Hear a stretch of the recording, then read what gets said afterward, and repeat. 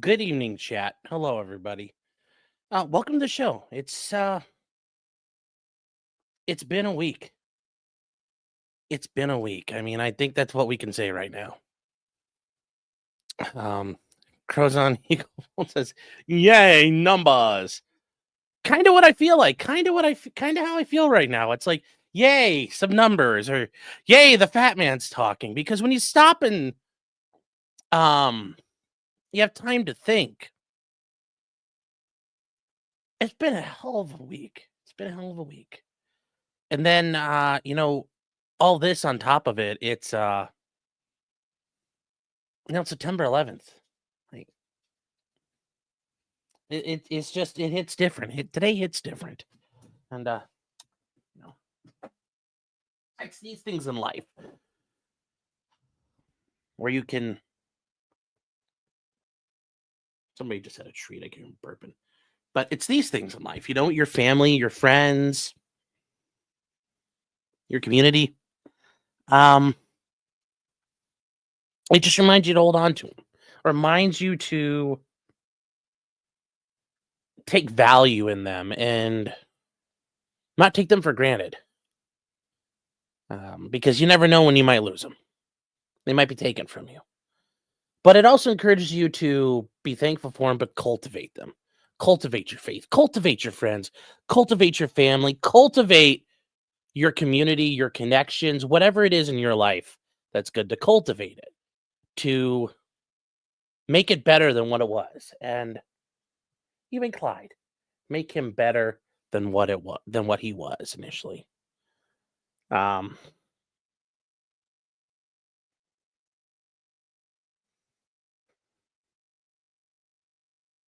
What do you think, Bubba, huh? Don't worry, Clyde's like all worried about me. He's like, "Are they good at Charlie Cookie?" I'm like, no, I'm not that important. Don't worry, buddy. The worst thing somebody do is probably throw a cheeseburger at me. So I'm okay. Don't worry about it. I think he's worried about that, but I'm like, you're fine, Bubber Bear. You're fine. But anyways, guys, welcome to the show. I'm Sean, also known as Potentially Criminal. I'm an attorney in the Cleveland, Ohio area, and today, I'm gonna Clyde, you are fumbling around here. I'm gonna set you down, Bubber. It's okay, Bubby. Here, I need to give you your. There's an FBI press conference. We'll catch that in a second here.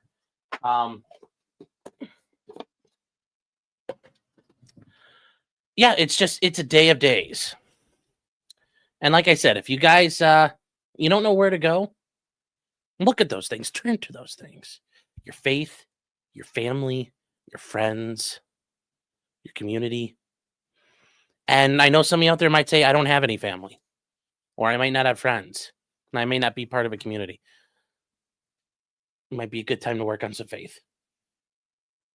It's never a bad time. It's never a bad day to work on your faith. It's never a bad day. It's never a bad day. It's never a bad time. So just something to think about. Just something if you don't think about. So there's a press conference here. All right, guys, we'll fire this up real quick. Apparently there's a press conference with some Charlie Kirk updates. Let me see if I can find it here. Let me see here. Pull this up. Live. Yeah, there's a press conference. I will put it up on screen and we'll keep it in the corner, just in the background. Wait, why is this doing this? Hold on. All right, I'm going to bring this up just so it's there.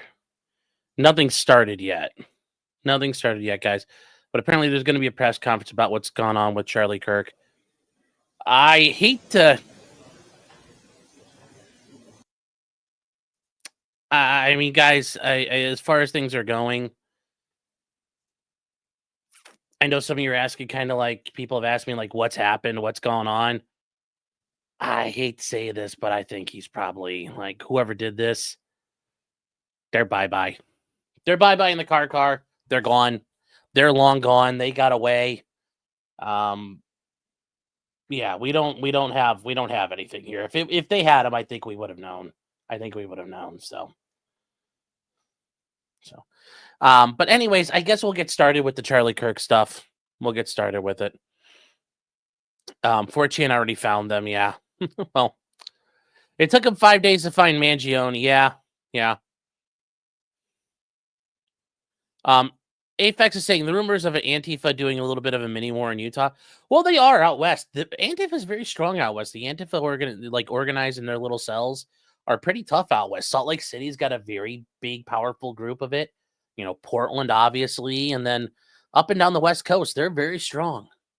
And into the interior, they're strong. It's just when you come out east, they're not as strong. So, before we get too far, though, Jair13, it's good to see you. Good to see you, man. It's been a little while. Hope you're doing well. Did I catch a transfer yet? No. Also, guys, I did want to tell you we are live tonight on Rumble, Twitter, and YouTube. So hit us up there. Hit us up if you want to see those places. Debbie O for $50. Thank you, Debbie. Thank you very, very much. Debbie says it has been a week. Yeah. I wouldn't say it's been a day of days, but it's been a week. It's been a hell of a week. EDW Raptor, I also want to say, Debbie, thank you so very much for your support. I appreciate it so very much. Thank you. EDW Raptor for $2 says the press conference is about to start. A little bit. They're later than I am, so that's all right. So let's get started on what we know so far. So there's some updates on things. And I guess we'll start off with what the FBI's got going. I'll switch chat. I will turn the sound on in the background of this thing so I can hear. But we're going to switch over to some other stuff right now. The FBI has released these pictures. And they're looking for this person of interest, their suspect. When you think about it, guys, I mean, look at that guy. Look at him. Look at this guy. That guy's a ghost on a college campus. Look at him.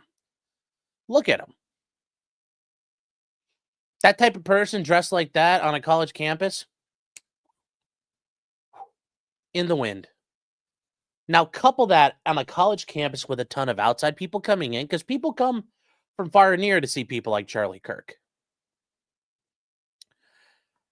And then everybody running away when the shooting took place. Just once again, like Kaiser Sose, just you're gone. So, yeah, he has a backpack on. Well, there's a bunch of things we know. There's a bunch of things we've learned.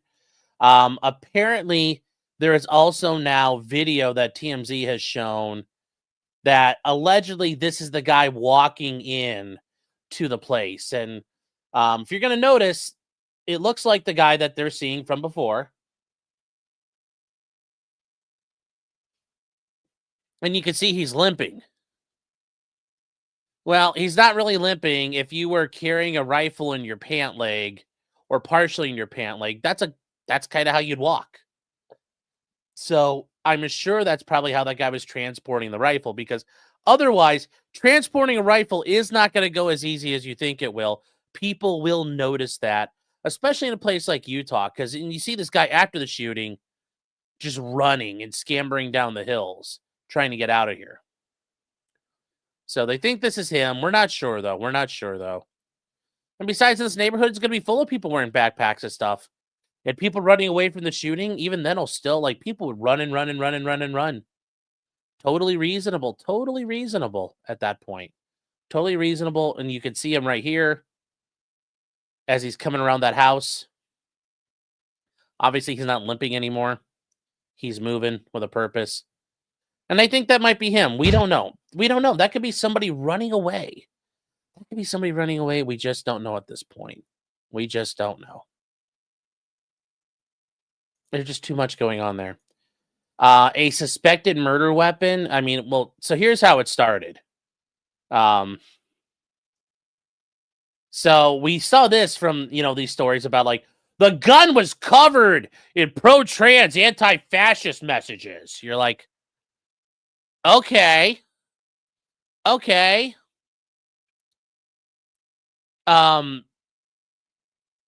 Allegedly is what they said. But then we found the next breath Well, it looks like that's not the case. The actual weapon was discovered, and this is what it looks like it was. It was some sort of bolt action rifle. That's all I'm going to show of it there.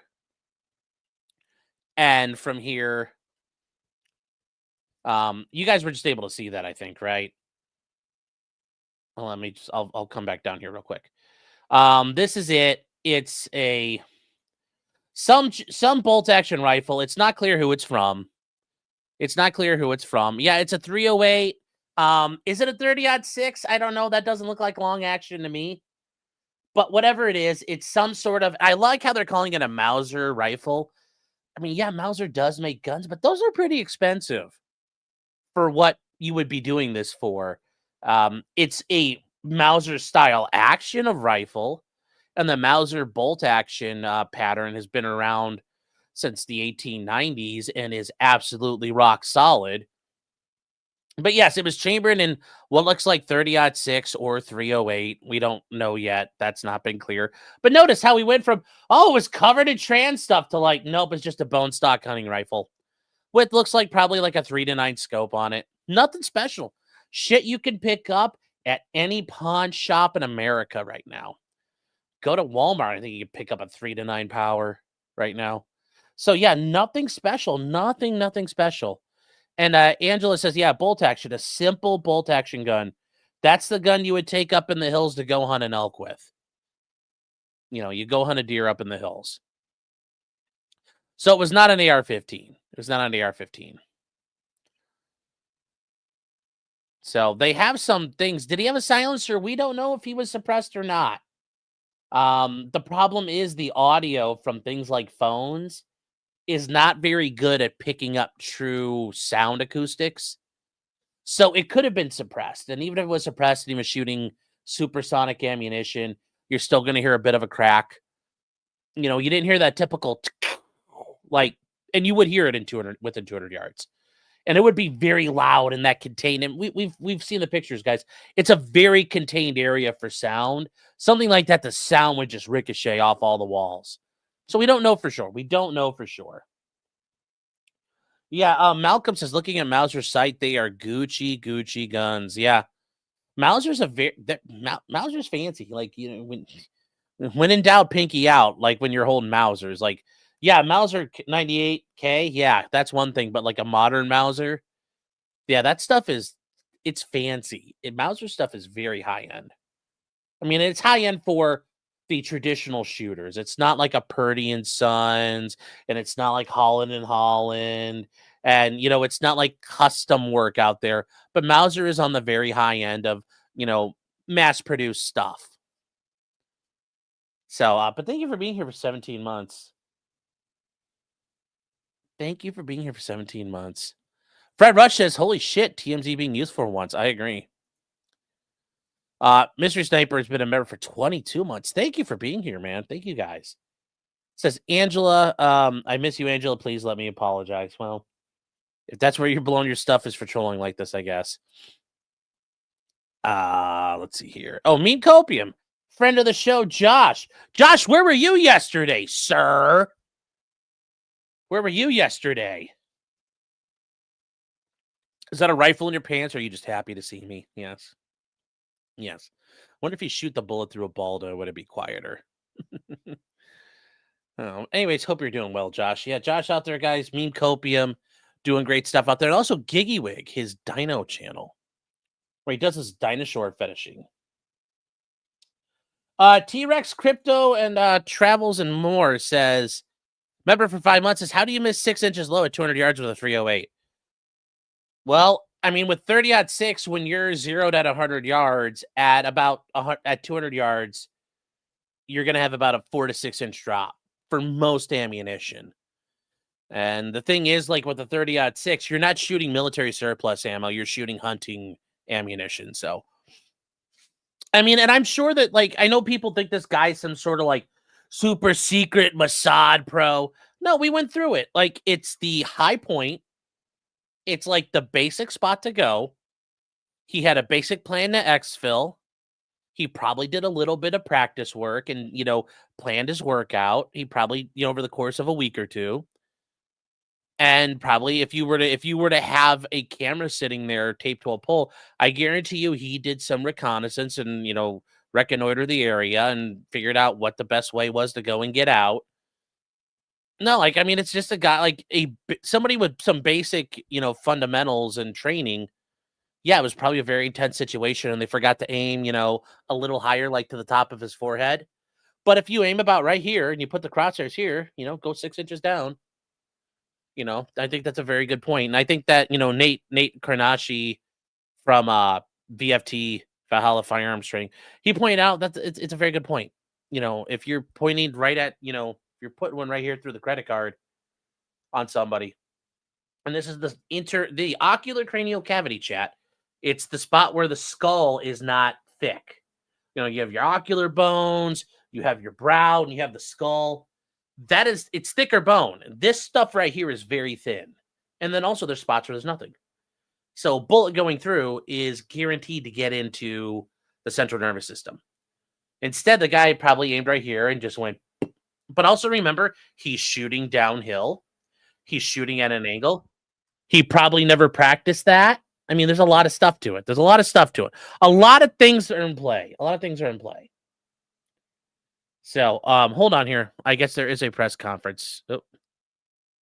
Nope, they're saying here we go, and there's still nobody there. So we'll wait. There is some other stuff that came out. Let me see here as I go through these. I gotta X these things out. JD, so Charlie Kirk's body was flown on Air Force Two, which, as I think that's a symbol of how important he was to the Trump administration. He was a critical role in Trump getting elected. I think so. But yeah, JD Vance, escorted the coffin along. Should he have had a military coffin, like his escort with that? I don't know, but there's also probably nobody around to do it, so I get it. But But anyways, JD Vance went with the coffin. Like I said, it's pretty powerful stuff out there. There's some pretty powerful things that have been said about him and Charlie Kirk and what he was and a man of his faith. So Missouri Battle Flag says he shouldn't have. He was not a veteran. I know, but I don't know what else you do when you're there. So there's nobody else around. Then, as these things have been going, there's been also an emphasis, I think, to look on the aftermath of this entire thing. And people are, as I told you guys, as I told you before, I know a lot of you think this is like kickoff. And, you see people like the quartering out there screaming about wanting blood, or libs of TikTok saying this is war. And it's like, do you know what the fuck you're talking about and what the fuck you wish upon the world when you say that? You don't. And it's something that they don't understand. I mean, this idea of a civil war, it sounds fun. It sounds fun. But really, at the end of the day, it's not. It's really fucking bad. It's really bad. And I don't think people understand what they're looking for when they do this. And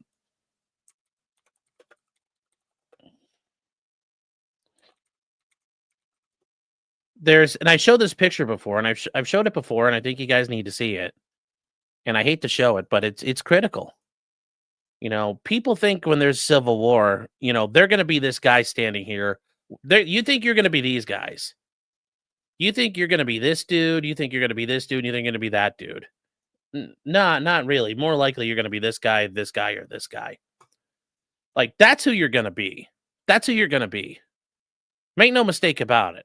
It's not going to be like some Hemingway type shit where he was in the Spanish Civil War or anything like that. And even then, the Spanish Civil War, when you really read about it, was fucking brutal. And just absolutely barbaric. Was that in Ulster? No. That was in Serbia. So, I'm just telling you, if you want that, understand that life. Now, I've seen other people out there on Twitter like Clay Martin, and no relation. Like, dude who's been there, done that. 18 series, 18 Echo and 18 Foxtrot, Green Beret. Good for, if he wants that smoke, I get it. So, all right, here we go. Press conference started. Here we go. We'll switch over. Governor Spencer Cox, Lieutenant Governor Deidre Henderson, and Commissioner Anderson, as well as, I'm so sorry, Commissioner Bo Mason, as well as some local. If they don't catch this guy in the next week, Kash Patel needs to resign for all the shit they said earlier. Ladies and gentlemen, thank you for joining us here tonight. We appreciate the media and the partnership we have with you in helping us to get information out to the public so that we can catch this assassin and hold him accountable. We are going to share a portion of a video and that we have of the suspect, as well as some new stills. Those have already been released, but we want to make sure that they get as much attention as possible so that we can get help from the public in tracking down this evil human being. Probably. So we're going to cue up the video right now. Show that. I've asked Commissioner Bo Mason if he would narrate to you what is happening in this video. Thank you, Governor. Bo Mason, Commissioner for the Utah Department of Public Safety. If you look up to the top left, you'll see the building where the shooter was proned out in the top left corner. We'll go ahead and play that video and I'll narrate it as we walk through that. So here you see the suspect ran behind that upper building. He's going to come out on the right, moves to this far right corner. As he does, he's going to climb off the edge and then drop down to the ground. As he did that, he left some palm impressions. There's some smudges, some places we're looking to collect DNA. There's a shoe imprint. Yeah. This is the amateur hour. The suspect is clearly identified as wearing Converse tennis shoes. Again, we'll replay that again so you can get another view of that. It's important to note his black T-shirt, his black pants, and there appears to be some white on the soles of those Converse tennis shoes. Those are all identifiable items that we're looking for. In the stills that are going to follow this, you're going to see a very distinctive T-shirt with an American flag and appears to have an eagle on it.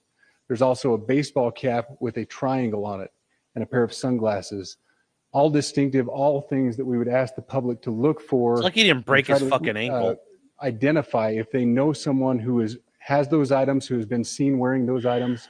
We're looking for all that information. Here you see the suspect after dropping off the building. He moved around across this grassy area, around the parking lot. We're going to pan to the right. How many people do you think have all that shit? 1 million. After he crosses the street, this is where he moves over into the wooded area. This is the video evidence that we utilize to track his movements and to locate that firearm in that wooded area following the discovery of this evidence. Good. You want to go to the stills?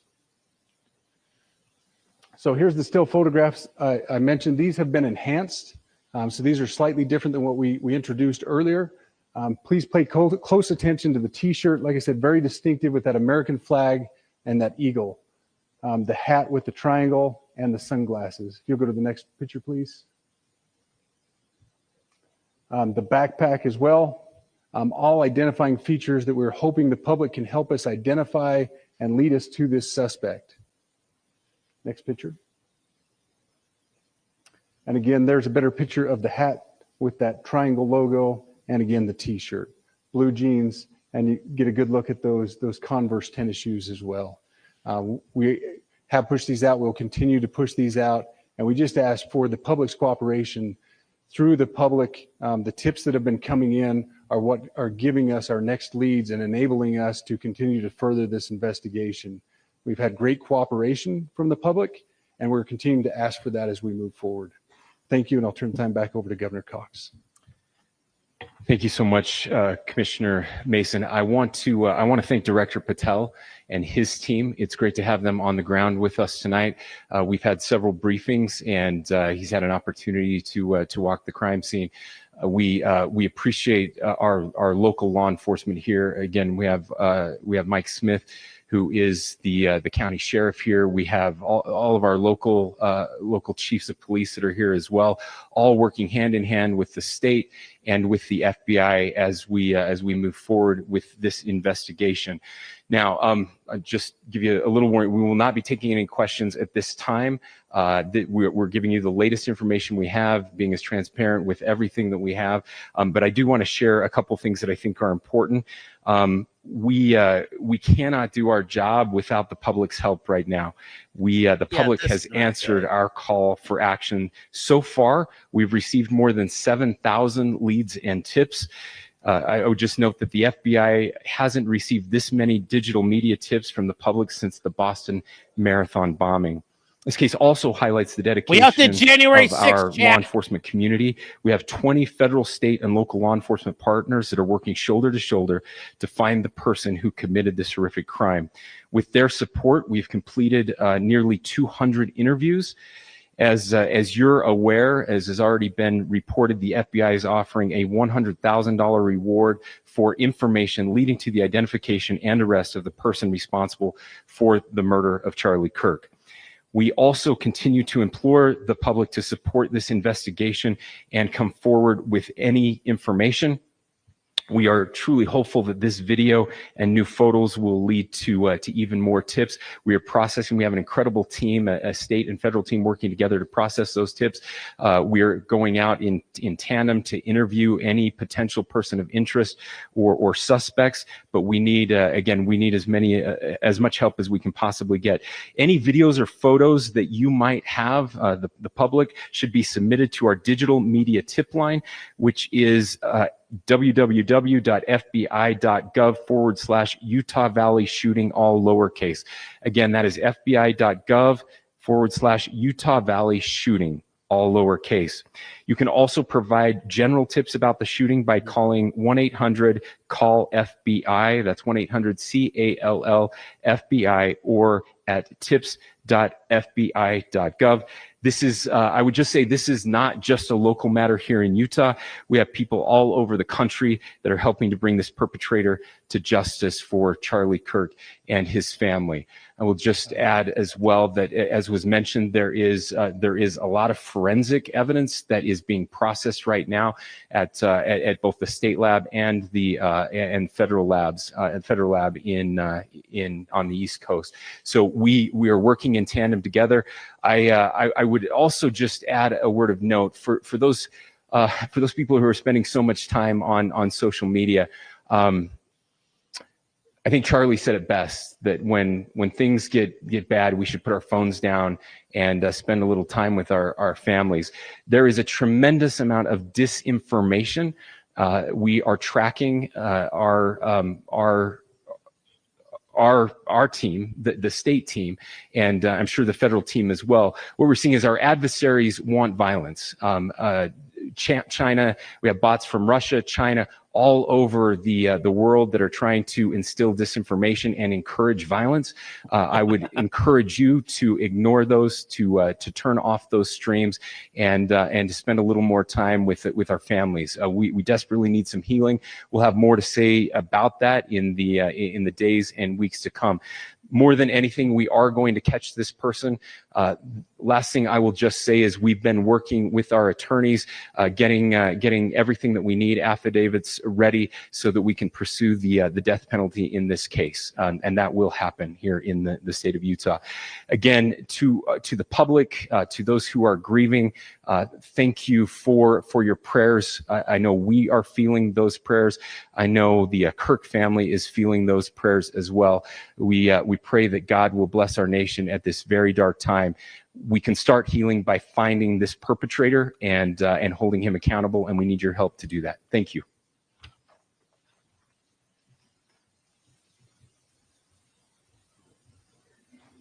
Okay. That's it? Okay, that means they ain't got shit. that means he ain't got nothing. So, yeah, they ain't got nothing. This guy's gone. This guy's gone. This guy's gone. Yeah, he's got nothing to add. He can't add anything. What's he going to do? He already tried to say we caught the guy, and now the guy, like, oh, we didn't. Like I said, if the FBI doesn't find this guy in a week, Kash Patel needs to resign. Sorry, can't. I didn't write the rules. I didn't write the rules on this. So, yeah. It's like Al Pacino looking for Robert De Niro in Heat. You know, another 12 hours. This guy's gone. Bye-bye. Never coming back.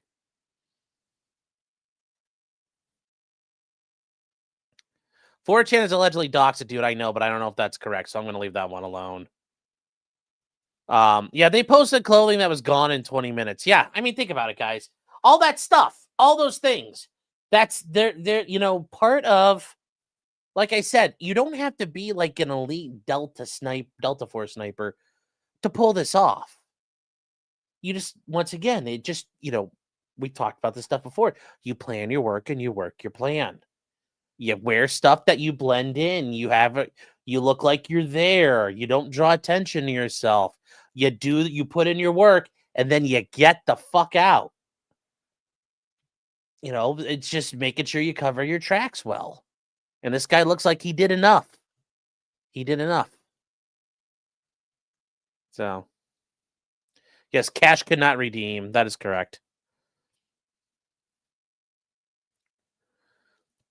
A Big Chungus says, you should watch a video Nico Ortiz did. He used to be counterintelligence and executive protection.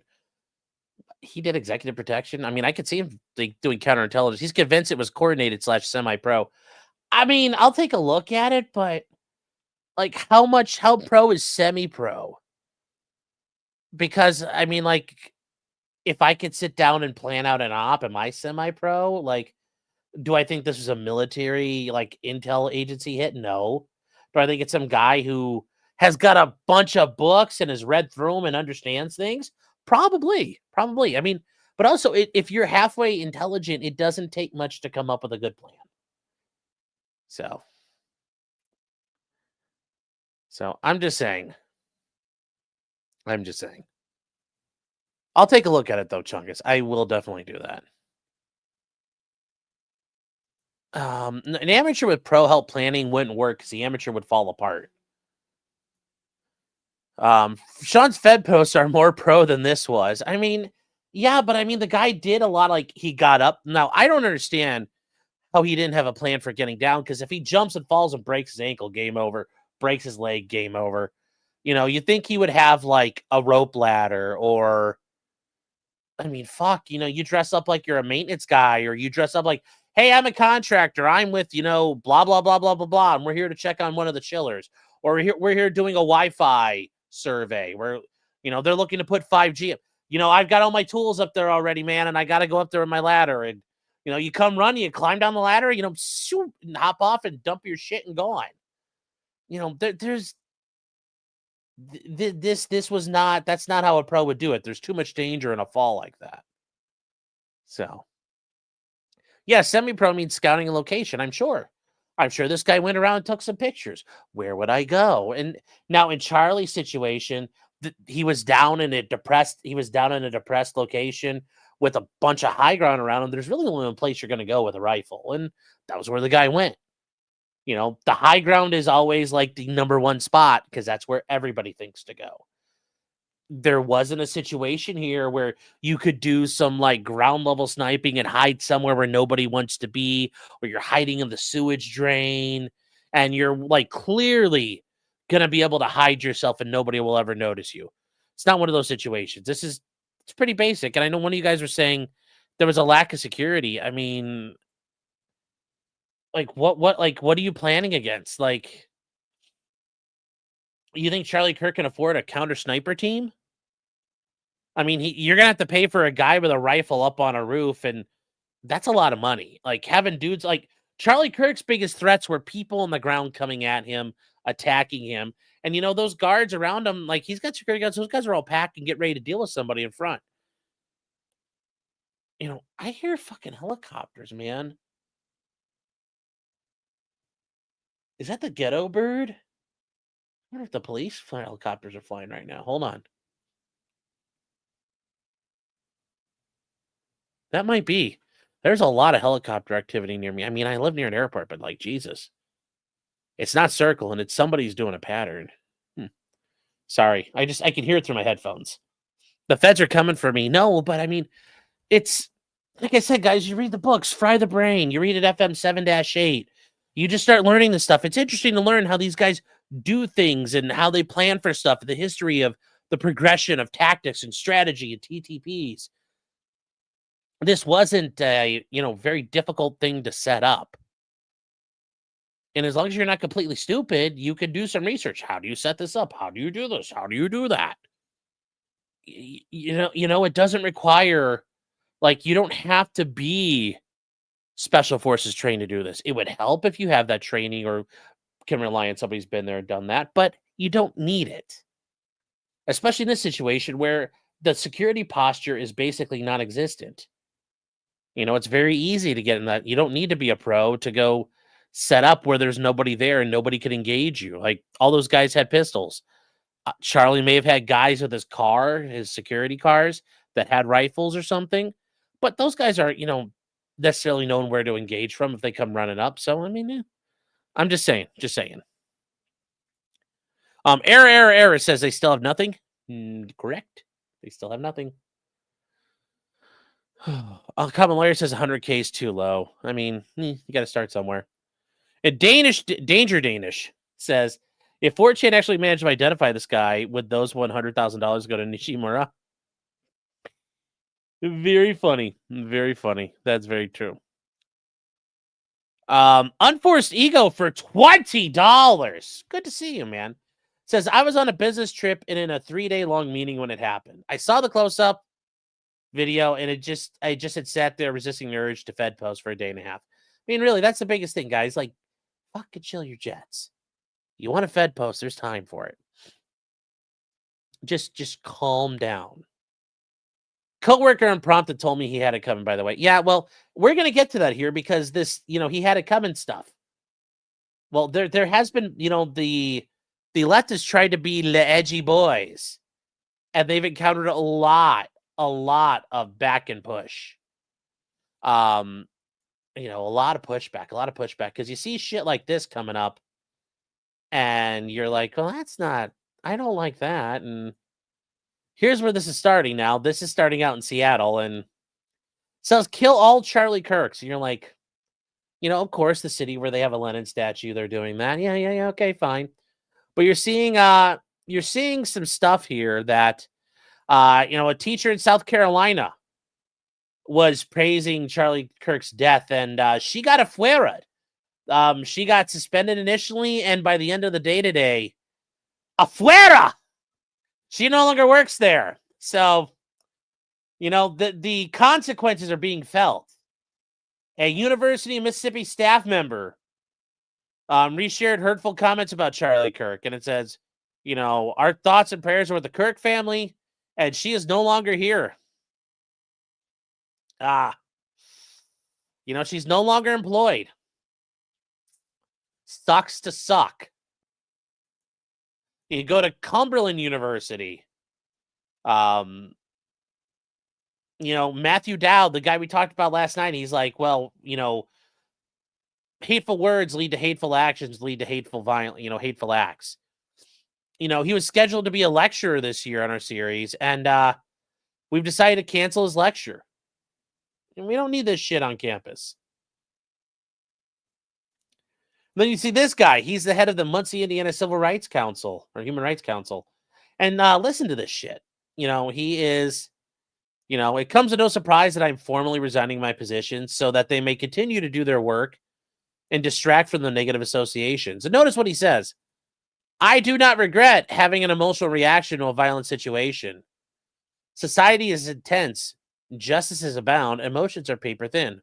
What I do regret is forgetting that beyond myself and my business, I represent an organization. So, yeah, they don't feel bad about it. People don't feel bad about it. They don't feel bad. But yeah, Have a good one. Have a good one out there, you losers. Have a good one out there, you losers. Like, suffer. Suffer. And it's not the only ones. A lot of people are getting doxxed. A lot of people are getting fired. It's, you know, we didn't start the fire. We didn't start it. But on a positive note, though, positive note, some kings did some king shit today. I mean, real king stuff. This is pretty epic. Now I'm gonna go full screen on this one so you guys can see it better. These guys were, I think, Colorado State University, and that's pretty epic. Epic. That is pretty epic. That's some Charlie Kirk stuff. That's some Charlie Kirk stuff, man.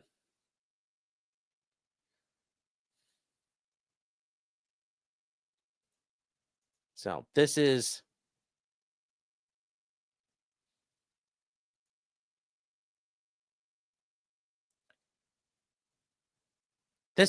impressive. This is impressive. Charlie Kirk died a hero. Prove me wrong. Left is a cult. Prove me wrong. And, you know, Charlie Kirk probably wants people to go out there and keep engaging in the debate and keep the the discourse going. You know, like I said, guys, you know, it's not time. You know, I'm not going to sit here and tell you violence is never the answer, because that's a foolish answer. That's a foolish claim to make. Violence is never the answer. Sometimes it is. Is it right now? No. No, it's not. At some point, could it be the answer? Yes. But now is the time to prepare yourself, to steel your souls, to steel your spine, to learn, to connect, you know, to build communities, build friendships, build relationships, build skills, you know, build your rhetorical capabilities, build your knowledge base. That's the time. You're being given a warning. And in the meantime, I think Andrew Wilson's right. You can't you can't give up hope. And that's the thing. You know, hope is frail, but it is hard as fuck to kill. It's almost impossible to kill hope and faith. And you got to have it. You have to have it. That, yes, this may not work out, but we are going to try to work it out. And try and try and try until it can't be. And then you say, look, we did everything we could. But you keep trying because you have hope. And you have to have that optimism that things will work. Because you can just jump off the cliff and say, fuck it, it's done. Yeah, but think about what kind of life that really means. It's an awful life. Awful, awful life. I wouldn't want to live that life. Not right now. You should write a Lifetime movie. Yeah, well. So. Sweet Tooth Fairy says it's hard to have hope with all this even around. Yes, but you know, that's what I talked about last night. I said it tonight earlier. You know, September 11th.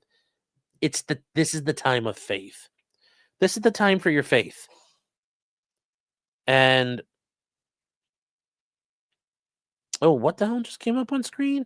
Hold on one second. Hey, honey, did you get like a warning on your screen? Okay. So I think just some warning came up on my screen. That was like trippy. You know, if you don't have a Bible, fire up Google and like random Bible verse or something. But you know, find some faith. Find it. It's never too late to find it. Tonight's a good night as any. You know, that'll fuel your hope. That'll fuel your hope. So, Nico says Windows 10 will cease updating soon, Sean. Well, that's not necessarily a bad thing. That's not necessarily a bad thing. So,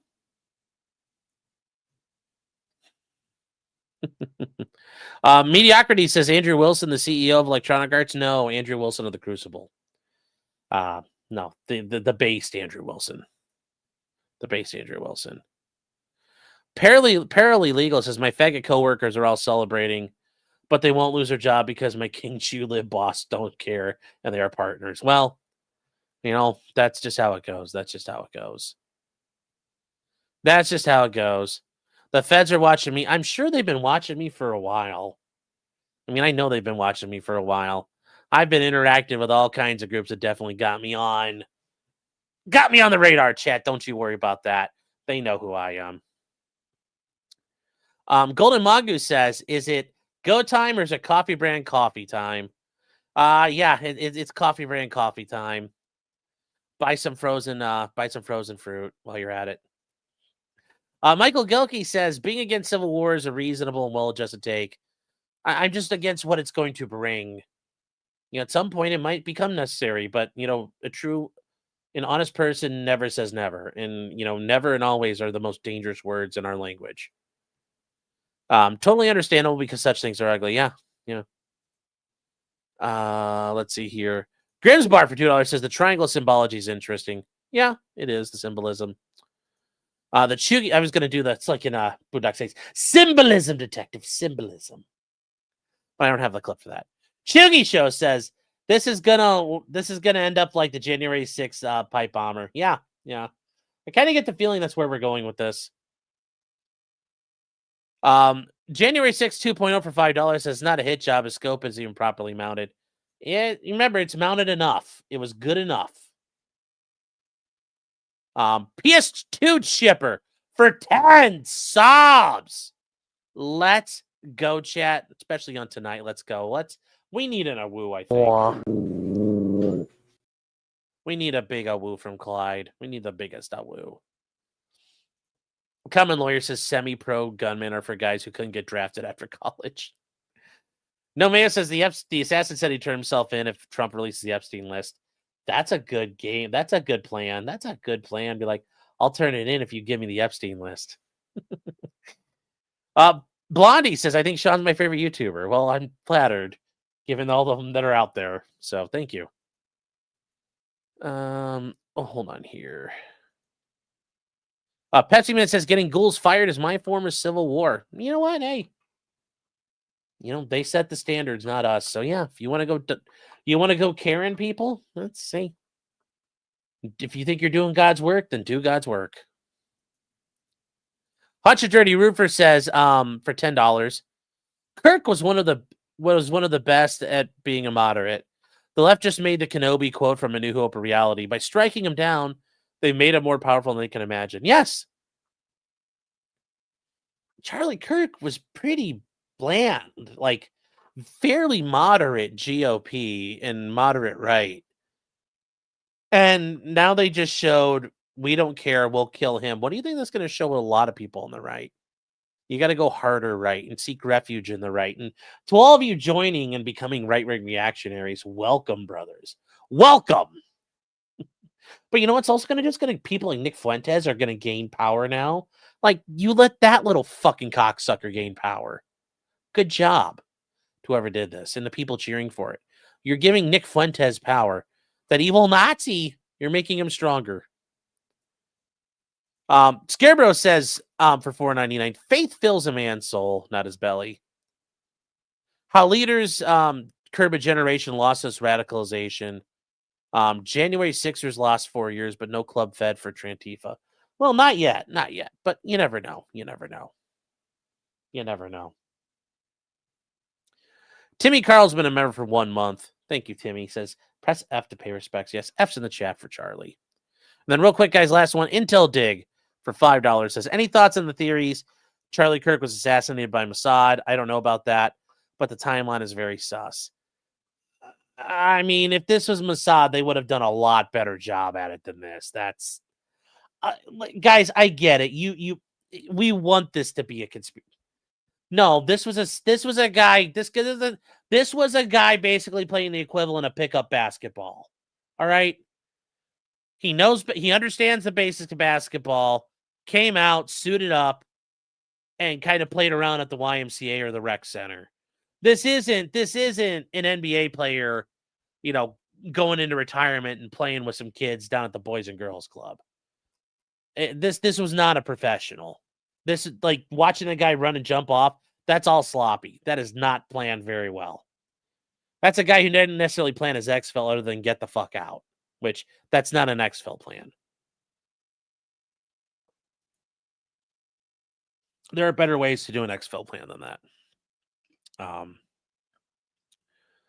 So let me see here. Yeah, everything is, I will say this, everything is not a conspiracy, guys. Everything is not a conspiracy. Eric says this took weeks, if not months of planning. Well, you wouldn't know this because they wouldn't have known months in advance Charlie Kirk was coming. So, I mean, like, I could see like some guy planning for like 2 weeks. Oh, hey, this is an opportunity to use this gun. So that's how I think it broke down. If they ever catch this guy, that's probably how it's going to go. Pin that, chat. It's the lock of the week. That's how this came about. So, all right, moving on from there, guys. Moving on from there. It's interesting, getting into what we'll do the foreign segment now. The foreign segment. Sweden, in response to all the crime they're seeing, not from migrants. What? Somebody say something. They're lowering the age of criminal responsibility as youth violence soars. And it's very interesting how this is working here. Yes, it's my golden sandwich of the week. Yes. But this is Sweden, they are now abolishing they've announced special prisons for kit use. They've abolished lenient sentences, and they've enabled the police to use coercive measures against children to get at criminals ordering crimes. So, yes, as the world is going, the push right is gaining traction around the world. So, they're reducing the age of responsibility from 15 to 13 to combat the soaring recruitment of children to carry out shooting and bombings for organized crime networks of immigrants. Yes, because it's not the the Olafsons doing this. This country has struggled to maintain a surge in the networks of violent crime for more than a decade, primarily discourse settling between immigrants and battles to control the drug market between immigrants.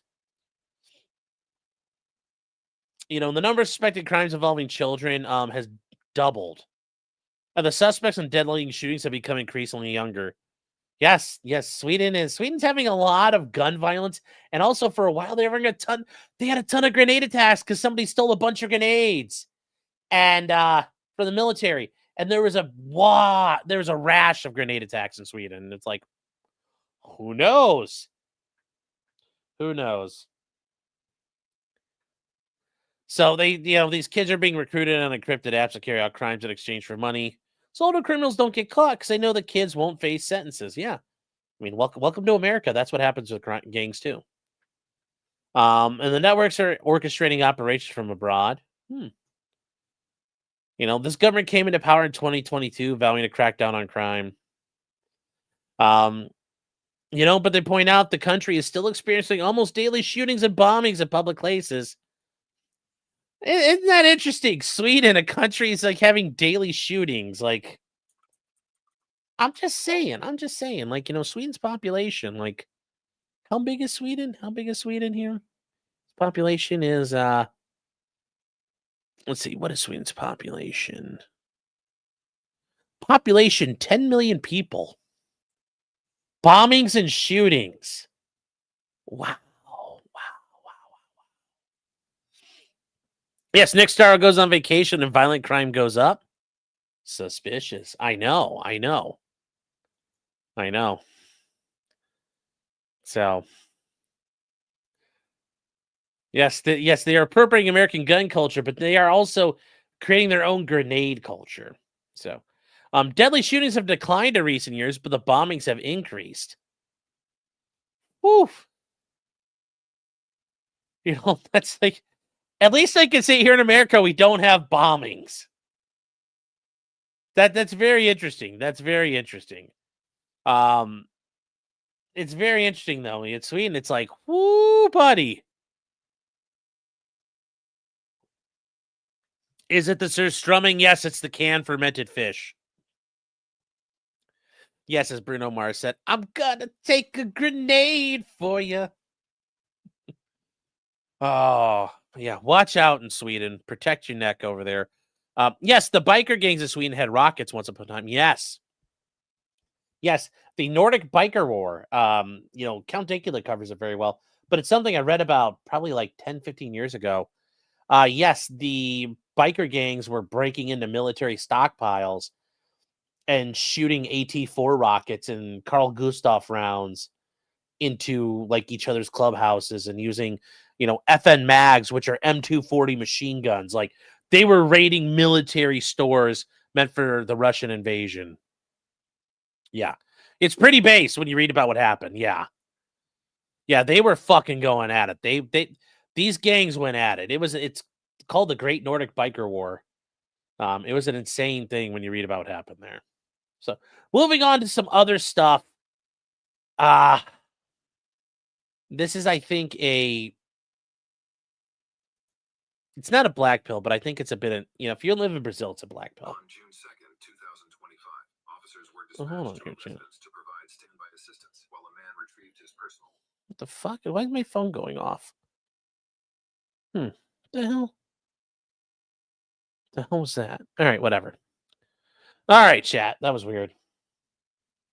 Jair Bolsonaro, the former president of Brazil, who was accused of leading a coup, just from their Supreme Court, has been sentenced to 27 years in prison. You notice at the time, Marine Le Pen, who was going to be probably the next president of France, has now been forbidden from running for election for the next couple of years. Bolsonaro is going to prison for 20-some years.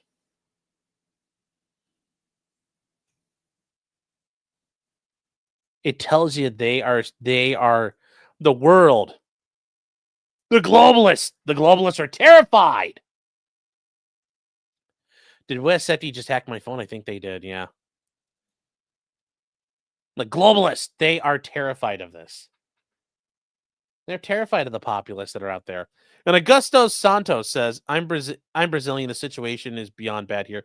Yeah, from what I've known from people I've talked to who are Brazilian, it's really, really bad. Lula and the commies are running wild. And Bolsonaro is, accused of leading a coup to remain in power after the 2022 election. And it was from a panel of 5 justices on Brazil Supreme Court.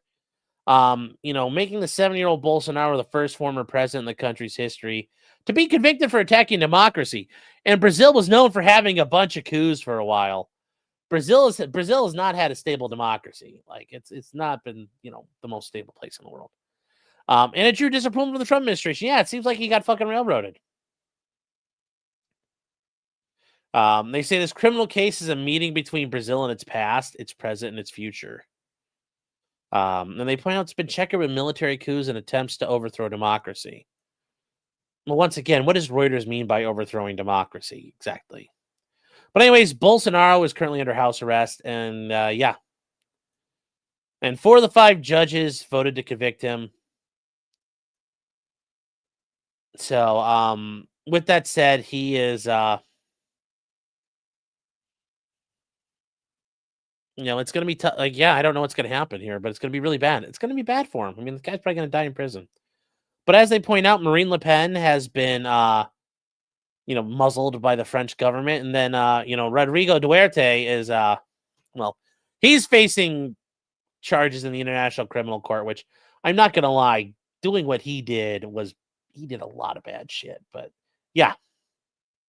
So anyways, in May and Rage, Trump, who has called the case a witch hunt and has hit Brazil with tariff hikes and sanctions against the judges and revoking the visas for most high court judges. And yeah, it's going to be awful. It's going to be awful. His son, he expected Trump to consider imposing further sanctions. And, we'll see what happens. The verdict was not unanimous. And that single vote could open a challenge to the ruling, which could push the trial's conclusion closer to the election. And Bolsonaro is running, and for the people of Brazil, God willing, I hope he wins for you. So, good luck. Good luck, President Bolsonaro. Good luck to you out there. So,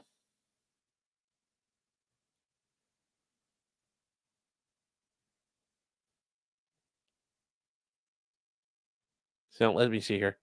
Vodka tea for 10.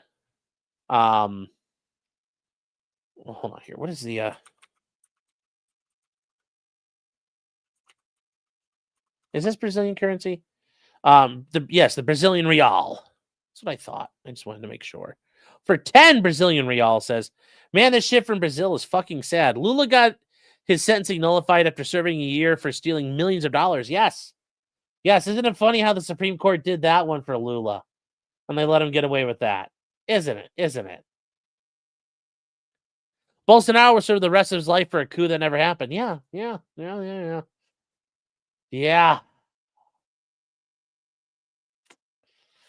Yeah, pretty much. Ain't it funny? Ain't it funny how that goes? Ain't it funny how that goes out there?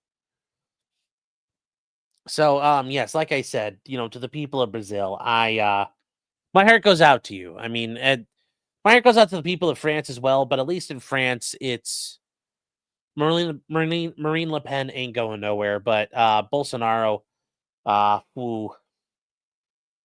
that's tough. That's tough. And it's only getting worse. Brazil is very much disintegrating. And I wish the people of Brazil, I wish you nothing but the best. So thank you for vodka tea. I hope you guys are okay out there. Augusto is saying our Supreme Court got sanctioned by Trump, so they plan on retaliating by seizing U.S. company assets and harassing U.S. citizens in Brazil. Well, yeah. On the Intel dig says, isn't Brazil part of BRICS, aka the bad guy side now? I mean, yeah, but BRICS is kind of floundering. I mean, there's some things they're doing there. I'm not really worried about BRICS as much as I'm worried about like the SCO, the Shanghai Cooperative Organization. That's the real thing you need to be worried about. BRICS, yeah, but I'd be more worried about the SCO. That's going to be the real kind of polarity. It's going to be the new polarity out there in the world. Yes, Brazil's Supreme Court was stacked with commies before Bolsonaro got elected. Yes, 100%. Yes. So Bolsonaro needs to pull a Trump to stay out of jail. Yeah, basically. Fingers crossed for the man.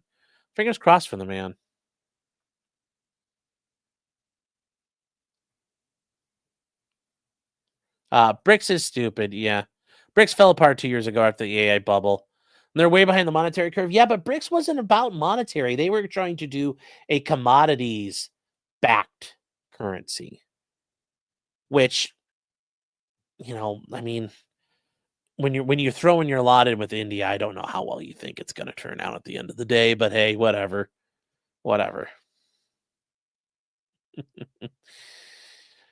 Oh. Glenn Greenwald better watch out. He might get bent over by someone other than his husband. His husband's dead. I think his husband got really sick and died. So I think Glenn Greenwald's actually a widower. Isn't China's economy floundering? It's they're not doing good. China's just one good shove away from collapsing. Augusto says Sean would go insane in a week being a lawyer here. I've been told that by somebody. I talked to somebody a lot about what their family and everything in Brazil, and they told me I'd lose my mind doing it. So yes, they're gonna back Google Play cards are not a commodity. That is correct.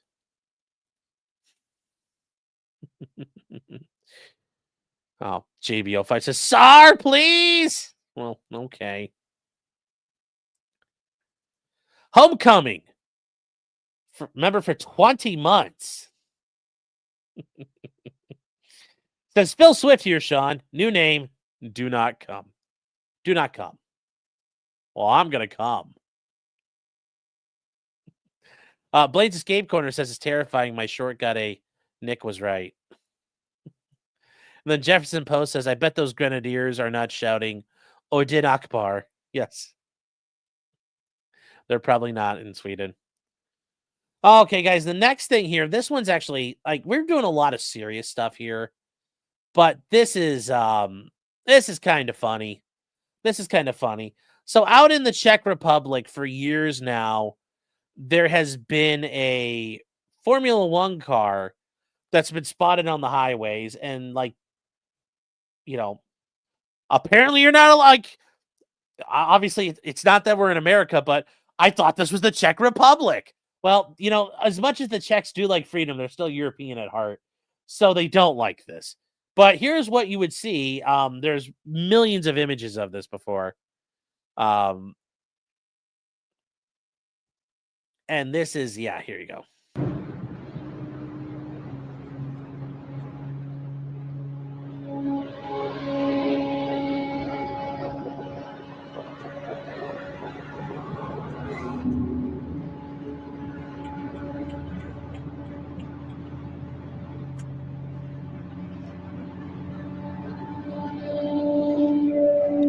And so you guys understand, this is old. This is an old Ferrari livery paint job. When they still had Marlboro, you know, you could have Marlboro on the side of the car. So this is really old because it's actually written out, not just like barcodes. So yeah, this is anyway. So this has been going on for years and years and years. And the Czechs are like, how do we stop this guy? I agree. In the meantime, yes, that's dope. That's his commuter. The Corvette in the Czech Republic, I'm sure that's the chase car going along with it. But yeah, that's yeah. Just guys out there being, I know, bros being dudes. You know, Saturday is for the boys. As you know, Gronk once said. Is the street legal? No. No. It is just a kit car that looks cool though, yeah. The ghost of Niki Lauda returned. No, it's actually there. Yeah, Marlboro's not allowed to advertise anymore. I know, but for the longest time in F1 they did, and you could tell it's an older paint job because it's got Marlboro written on the side of it. Yes. I thought this was America. Isn't this America? The Czech police are like, no. Is it? How do you say? Hold on.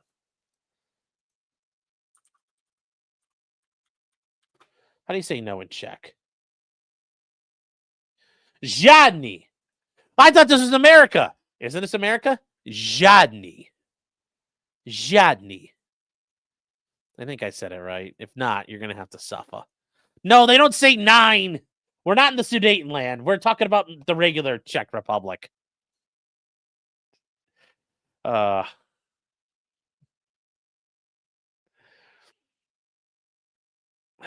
what happened to this guy? So from here, they did finally catch this guy. And he had been fleeing police for years. They couldn't catch him. He got caught. So he's the idea this guy was menacing the motorways.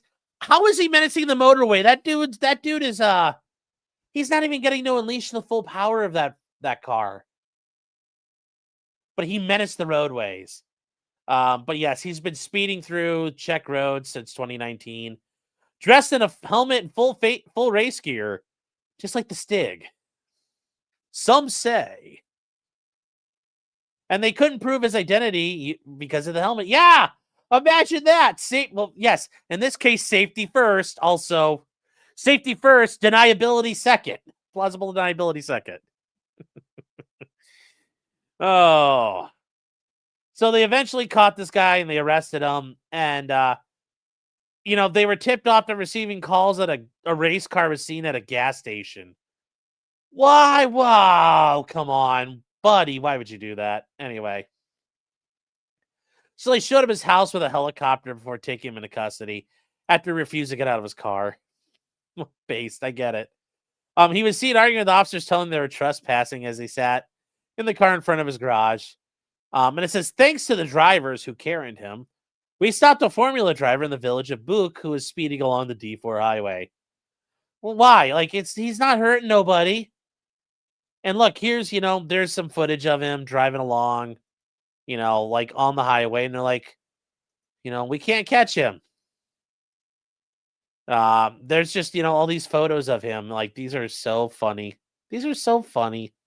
It's very lighthearted. This is like these are good news. I mean, it's often described as a Formula car, but they're thinking it's a Dallara GP2 car, which means it's a kit car. GP2 is not, it's more about, you build kit cars and they're not like F1 cars. So, but yeah, I can easily see it being that.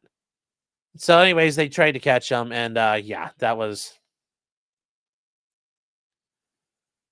and they took him to the police station, and yeah. So what are they gonna do? He could face a fine of several thousand crowns and a driving ban. Ooh. The guy's son said it was disproportionate for a traffic stop. I agree. And listen to this base stuff. They entered our private land and violated our rights. Based. The father and son run a YouTube channel named Track Zone, where they post videos of the car.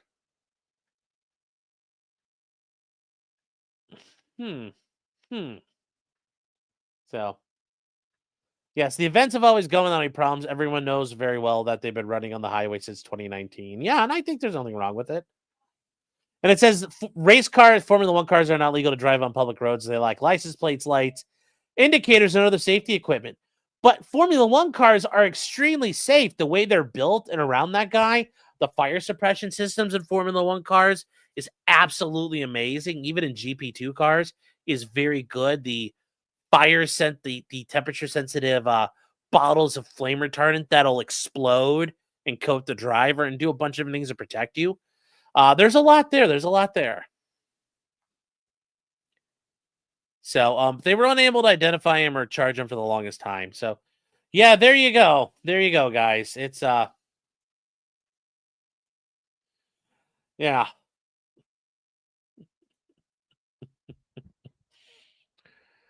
Oh. His crash survivability at highway speeds is amazing. Yes, it is 100%. The F1 crumple zones are incredible. Yes, they are. And he's driving without a halo. That's even more based. And if you guys don't know what I'm talking about here, in Formula One, they used to have open cockpits. And now after, Felipe Massa, but also Jules Bianchi getting killed, they race with a halo. And this is a modern, well, this is not a modern car, like this year's car. This is an older Ferrari, but this is that thing they now have in front of the cockpit to protect drivers. So they call that a halo. There's no catalytic converter. Yeah. Sorry, crackheads. This car is no use to you with the car. You can't scrap the carbon fiber. Yes, rollovers is not so fun. Isn't the halo the neck thing? No, that's called the Hans device, the head and neck system. That's the thing that Dale Earnhardt probably would have needed to survive. No, but that's the head and neck system. The halo just protects the driver. It also likely saved Lewis Hamilton's life. I think it was it Lewis Hamilton? Yeah, that had the car basically skip off his helmet. So, oh, where's David? Did he pop in here? Hey, David. David from Making Law Simple MLS. Once again, I am sorry for fagging up your Lego stream last time I was on. My bad. I am really sorry for that. Can we play Halo?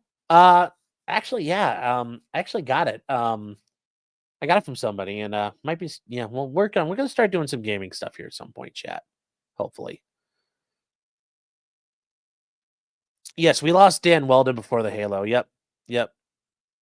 If people have spinal surgery, they do have a device called, yes, a Halo in that situation. Halo is a medical device where if you see people and they bolt it into your skull, to keep your head straight. Like, that's a thing. Let me see if I can bring this guy's picture up here. I'll show you. Like, yes, there is a Halo. Like, this is a Halo. You know, if you remember, those walls were built and baby, they were tumbling down. You know, they don't even put up a fight and they didn't even make a sound. And then, yes, there's also the Halo, the high altitude, low opening. But yes, that's the thing they put on you when you're, toast. So, TF2 night, you can eat sandwiches in TF2. I know you can. But I haven't played TF2 in a long time. So maybe, I don't know. Medic Halos are no fun. Been there, done it says, I posted a link to the video on Discord at the 10-minute mark. You see him running from the law. Really? Okay, so let me see here in the Discord.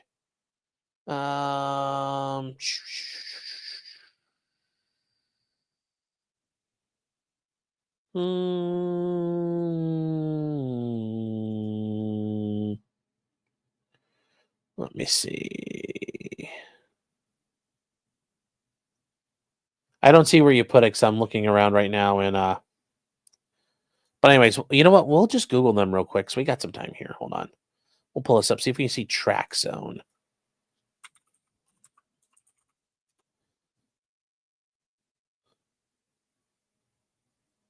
Okay. Yeah, here we go. Okay, we're gonna watch this for a minute. This just looks so. Oh my god, this is so funny. Taste.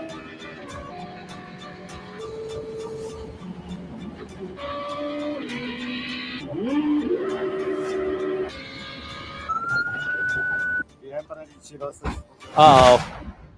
He got caught.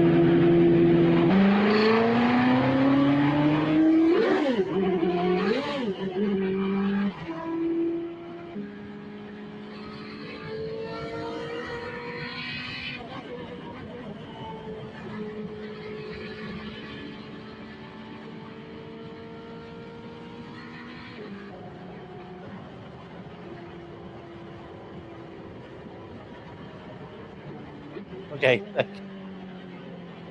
Yes, he's clearly not a professional driver. He's a little rough on the transmission. Just a little bit. Ooh, buddy.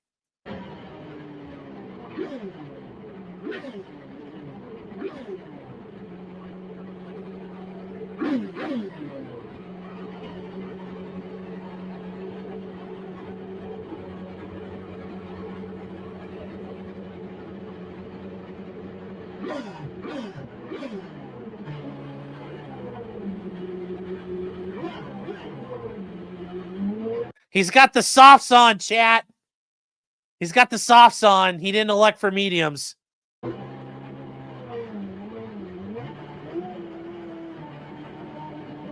Also, real quick, do you guys notice out there, does GP2 run like they run normal race fuel, like normal fuels, or do they run like the F1 type of fuel? Because I'm surprised you could just fill up at a gas station. Put some 87 in it. Oh my god, that would probably knock the shit out of it.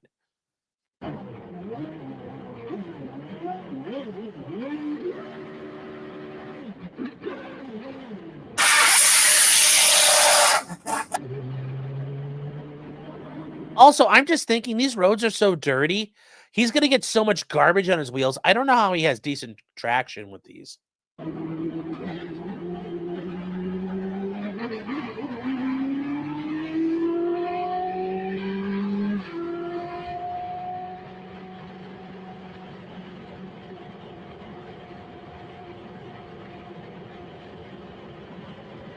This is so funny.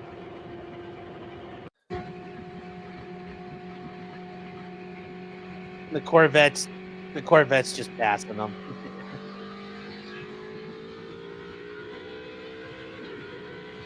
And if you guys understand, that's performance right there. Look at this guy get up and go. Let's watch him get on it.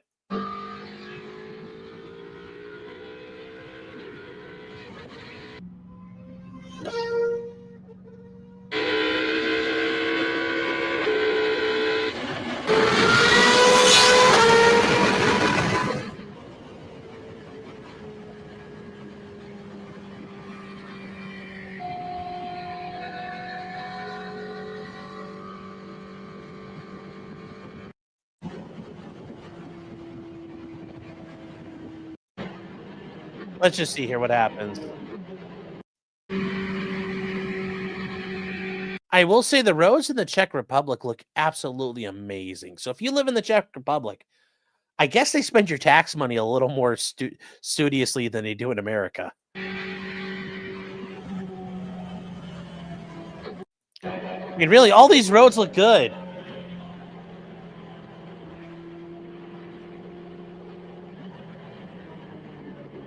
Oh.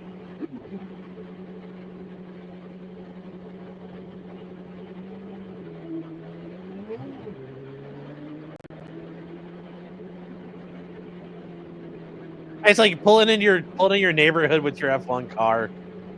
That's so funny. Like, hi Frank, how's the wife?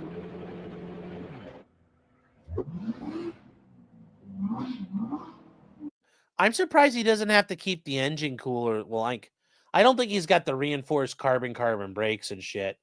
But you can't just shut off like an F1 car like that. You have to like keep it cooled, and you have to cool it down properly. So I know it's not an F1 car, but it's still a high performance vehicle.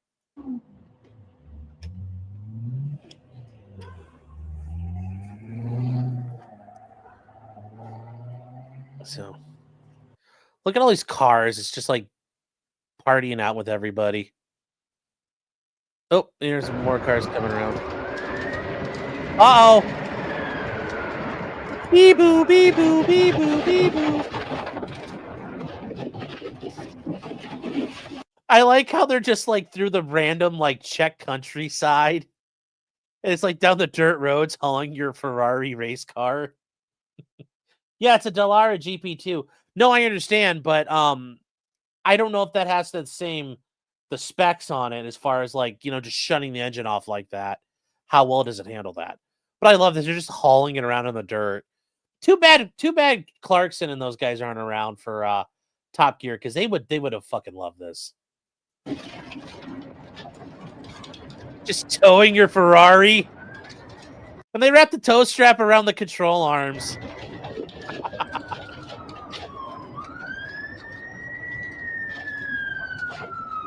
Pull over. Pull. Whoa, buddy.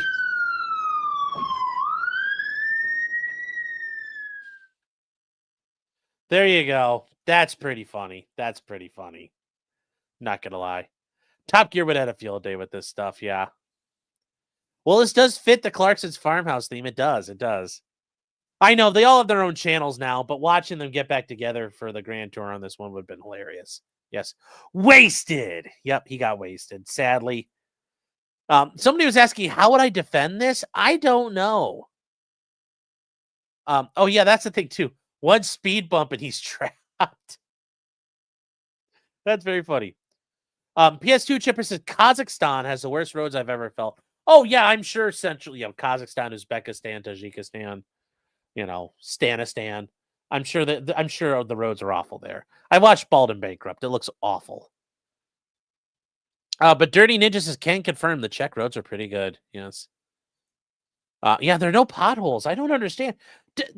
They went from being a communist country to having like beautiful roads, and I'm like, they must have had really shitty roads. So they're like, we will never let this happen again.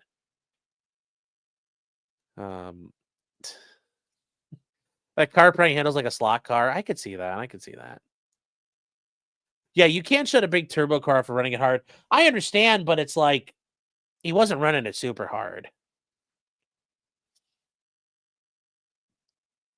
But how would I defend this? I mean, I think I'd point out, like, he's clearly not speeding. Like, yeah, he's going a little fast, but he's not going like 150. Like, he may be going like, you see like 80 kilometers.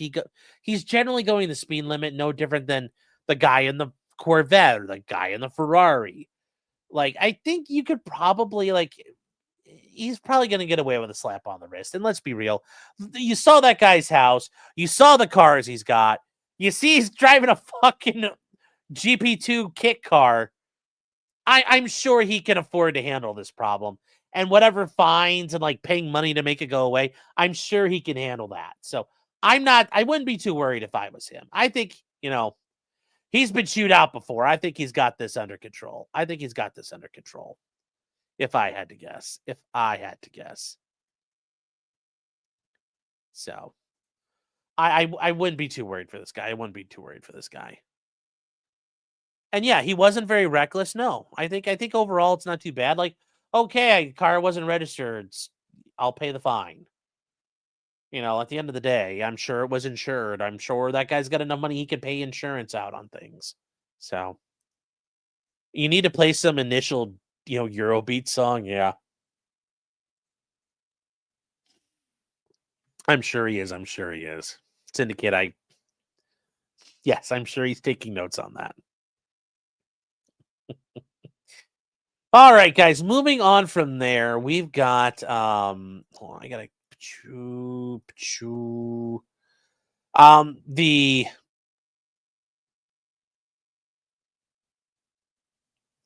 big win for the what do we have? Hold on, chat. We've got the Michigan false electors case. If you remember, guys, there were a bunch of states that have gone after people who were putting together slates of electors for the 2020 election that were going to be secondary and alternative slates. Arizona has a case where this was going, that it got sent back to the grand jury because it was kind of garbage. There was one of these in Georgia. That's the one where Trump actually got indicted by Fani Willis. And that's the case that's basically been sent to purgatory because of their garbage handling of it. And we found out that Fani Willis is paying her boyfriend, her boo, like $1 million to do nothing. We also have one of these cases in Michigan. And if you guys remember, Michigan has a very, very left-leaning governor, Gretchen Whitmer, who was part of a kidnapping hoax. And her attorney general is Dana Nessel. And she charged 16 people with being part of this false elector scam that they claim they put together. Well, there is a hearing, and we'll probably watch that hearing over the weekend, maybe tomorrow. I don't know. It's not very long, but it's very interesting. I did listen to it. I speed ran it a little bit. And the judge dismisses the charges against the 15 pro-Trump fake electors. And before you get anywhere, guys, and this is once again, you got to put faith in people when you find it. This was the judge, Judge Kristen Simmons. So what did she do? Well, she dismissed the charges against them. And these guys were going to they signed certificates saying Trump won the election and the state's electoral votes. Because if you do remember, there was like that 4 a.m. jump that Biden got, which still don't make no sense. Once again, Biden won, but explain to me, and it's like I told Pisco the one night. Fine, Biden won. Explain to me how all this shit happens and why it makes sense. And no, the answer is, yeah, this doesn't make any fucking sense. So anyways, they point out that in Arizona, the judge sent the fake elector case back to the grand jury. The Nevada case is in a jurisdictional appeal after it got dismissed, and the Nevada one's out there in Georgia. And they talk about Fani Willis's case kind of being stuck in the Supreme Court right now in an appellate hell.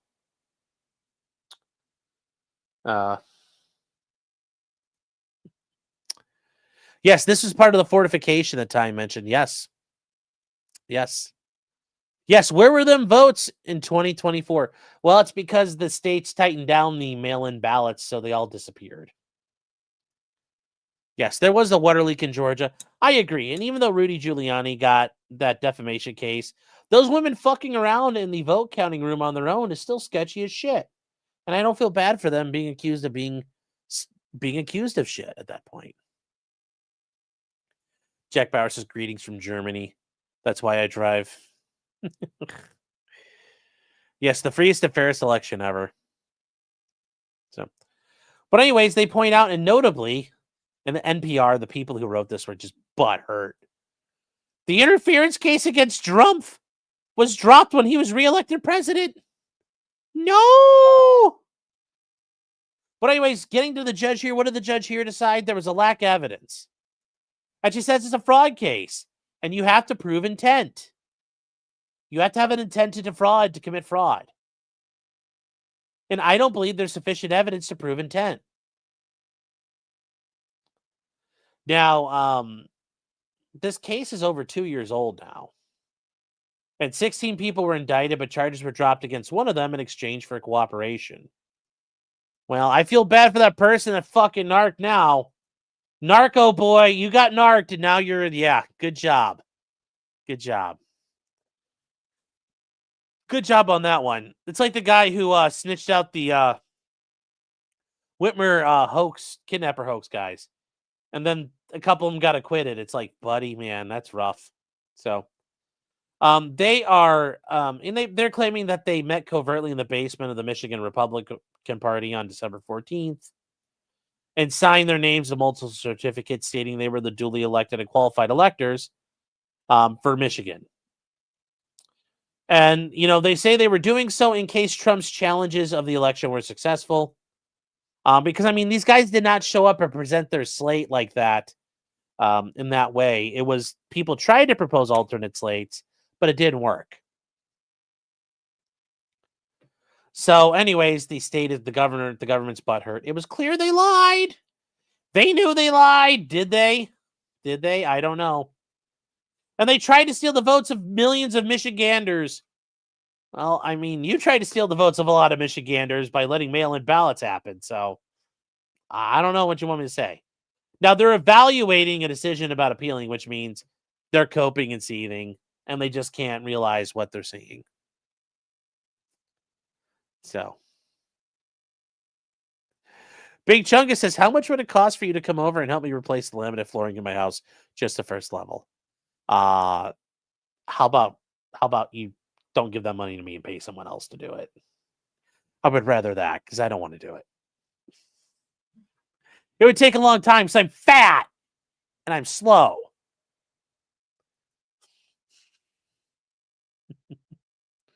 Yes, the orange man's bad. Yes, he's bad. I agree. In Michigan, fix the goddamn roads. Michigan's roads are notorious for being garbage. If you've never been there, let me tell you. Let's see here. Oh, I missed something from earlier. Crozon Eagle Vault. Whatever. You know what I'm talking about. Yes, China is one GBU 57 away on the Three Gorges Dam from total catastrophe. Yes. Yes, if you ever want to see 500 million, you ever want to see 600, you know, I thought there were a billion screaming Chinamen. It's like when the Three Gorges Dam gets blown up, there are only going to be about 400 million left. So.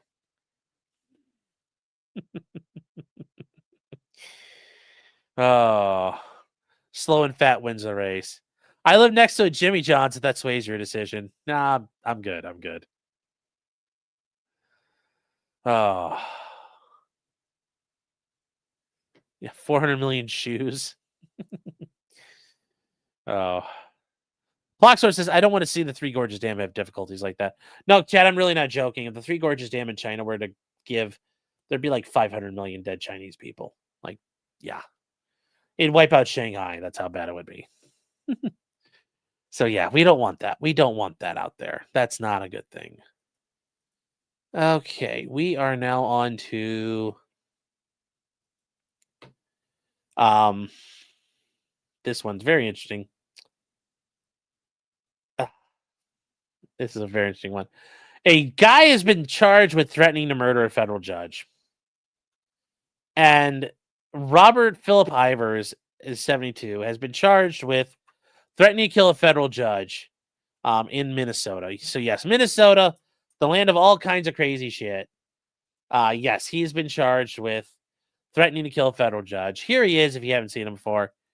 Here he is in all of his, there he is. He's like, well, I didn't get to do it. I didn't get to kill me a federal judge. I mean, he's just looking, man. He's like, I'm disappointed. He's been cock blocked. Now, they talk about this. So he was at the library in Wayzata, Minnesota, and somebody said he was printing off copies of a manifesto called How to Kill a Federal Judge. He had showed the manifesto off to the staff, including a page of the manifesto that talked about killing children, had a picture of a gun on it.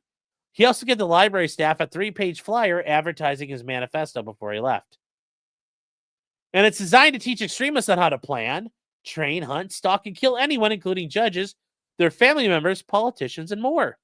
This sounds like it's First Amendment protected material. It also advertised the harsh realities that judges are going to die. Well, oh, well. But with that said, though, chat, guess what we have? We have access to the probable cause on this guy, and we're going to see some things there. But honestly, this is no different than having, like, I would argue, having the Special Forces improvised munition manual. It's how do you do these things? How do you stalk, hunt, and pick a target? So, the boomer asked the librarian for assistance in making copies. This is, oh my God. Well, here. And the librarian was concerned that he might do something if they called 911. I kind of get that. So, but yes, this is great. There was another review of this. In this 5-star blood-soaked killing guide, Ivers exacts a violent revenge, and the guide is designed to teach you how to do it. And it included the second pit. Yes, so here you go. Matthew Harris, step aside. Step aside, homie. Oh, look, it's a guy just practicing with a rifle. It's like the meme goes, I just love a parade. Clunk. How to kill a federal judge. He instructs and encourages on how to kill. Mr. Ivers exhorts the entire U.S. government with an ultimatum based.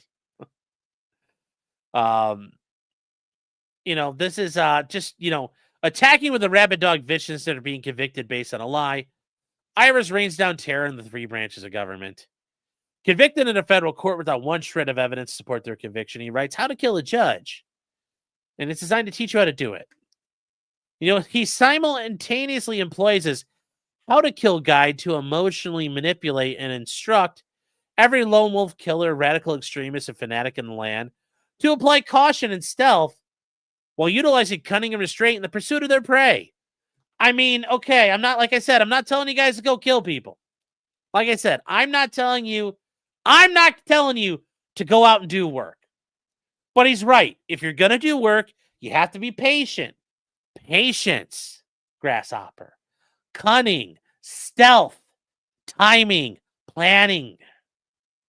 And then, like Sun Tzu says, when it's time, you descend like a thunderclap on your enemy.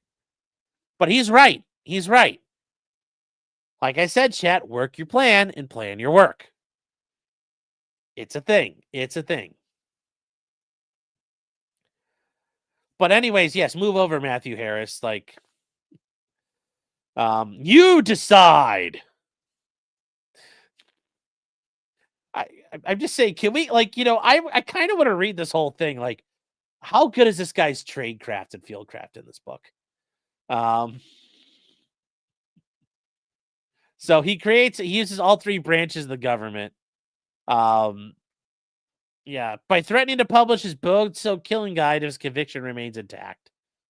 Yeah, well, that's one way to try to get yourself out of it is, don't convict me of this crime or I'll kill you. That's not going to work. That's not going to work. Investigating the disturbance, he had been reported for concerning behavior at his Episcopal church in Minnetonka, Minnesota. Well, you know what, chat? More Scandinavian prudes. They claim that he exhibited abnormal behavior. Where have we heard this before? Where have we heard this before? Where have we heard this before? He planned to attend upcoming church events, a picnic and a potluck, and a blessing of children going back to school with state legislators in attendance. Oh boy. Woo! I think I know what he was going to do. Based on his behavior, they searched him online, discovered his history, including threats of violence, a felony conviction, and racist commentary. I mean, really, Chad, we've all been there with threats of violence. I know some of us have been here with a felony conviction, but racist commentary, I mean, It's 2025. We've all been there. We've all been there. Yes. Garrett Pay says, yes. Joe Dolio, I've got your next book. Tactical Self-Publishing. There we go. Oh, yeah. Oh, yeah. Yes, yes. So the police then issued, like, we'll keep going here. They issued a lookout for this guy. Then immediately arrested him in his car. During his transport, he claimed he was having a heart attack. Yeah. So they obtained a search warrant for his vehicle, which was being held at the impound lot. They searched his car. When the search was done, he showed up and asked for his car. During the search, they found things. A photo of the Pope, the former Pope, with the crosshairs centered on his head. 20 copies of a spiral-bound printed book titled How to Kill a Federal Judge. Maybe he was going to start like media mailing those out. Like, I don't know. Is he on Amazon? Is he on Amazon, chat? Let's look. You know, that's the thing. Like, when he gets convicted, like, can we get the discovery on that one? Hold on. How to kill a federal judge. Oh, come on. No. Nope, it's not there, guys. Nope. Sorry. It's not there. It's not there. I just checked. I'm on a list, dude. I'm telling you, I've been on a list for decades now. Stuff I've searched, people I've hung out with, people I've met. Even just once, I guarantee you. So no, I went into Amazon and typed it in, but it did not work. I mean, I'd like to see what this guy's tactic, like his TTPs are. Like, did he have plans? Like, do they work? Like, you know, I'm kind of curious. Like I said, it's the same reason why you could buy the book on how to build a machine gun. It's for First Amendment purposes, an academic study. Multiple copies of flyers advertising the contents of the book, list of federal judges, a copy of the Anarchist Cookbook. Do not buy the Anarchist Cookbook. Do not use it. It will get you hurt. Use the Special Forces improvised manual.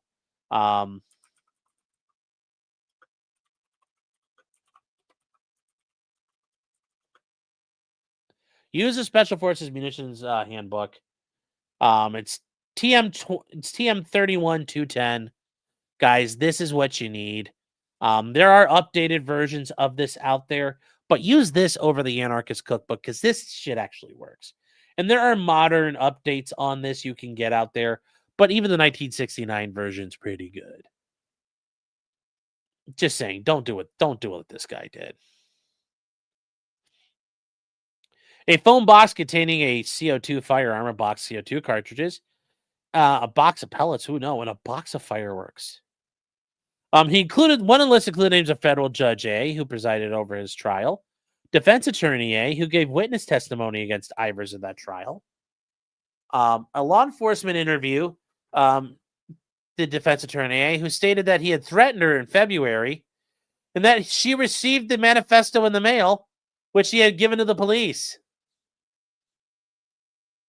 I mean, you could have said it my way. So that same day, they located driving his car. In the car, they found more and more stuff. Following the arrest, he was interviewed. He admitted to showing a copy of his manuscript to library staff and leaving the documents behind as a souvenir. During the interview, he stated, "Fuck you, cunt," referring to one of the librarians.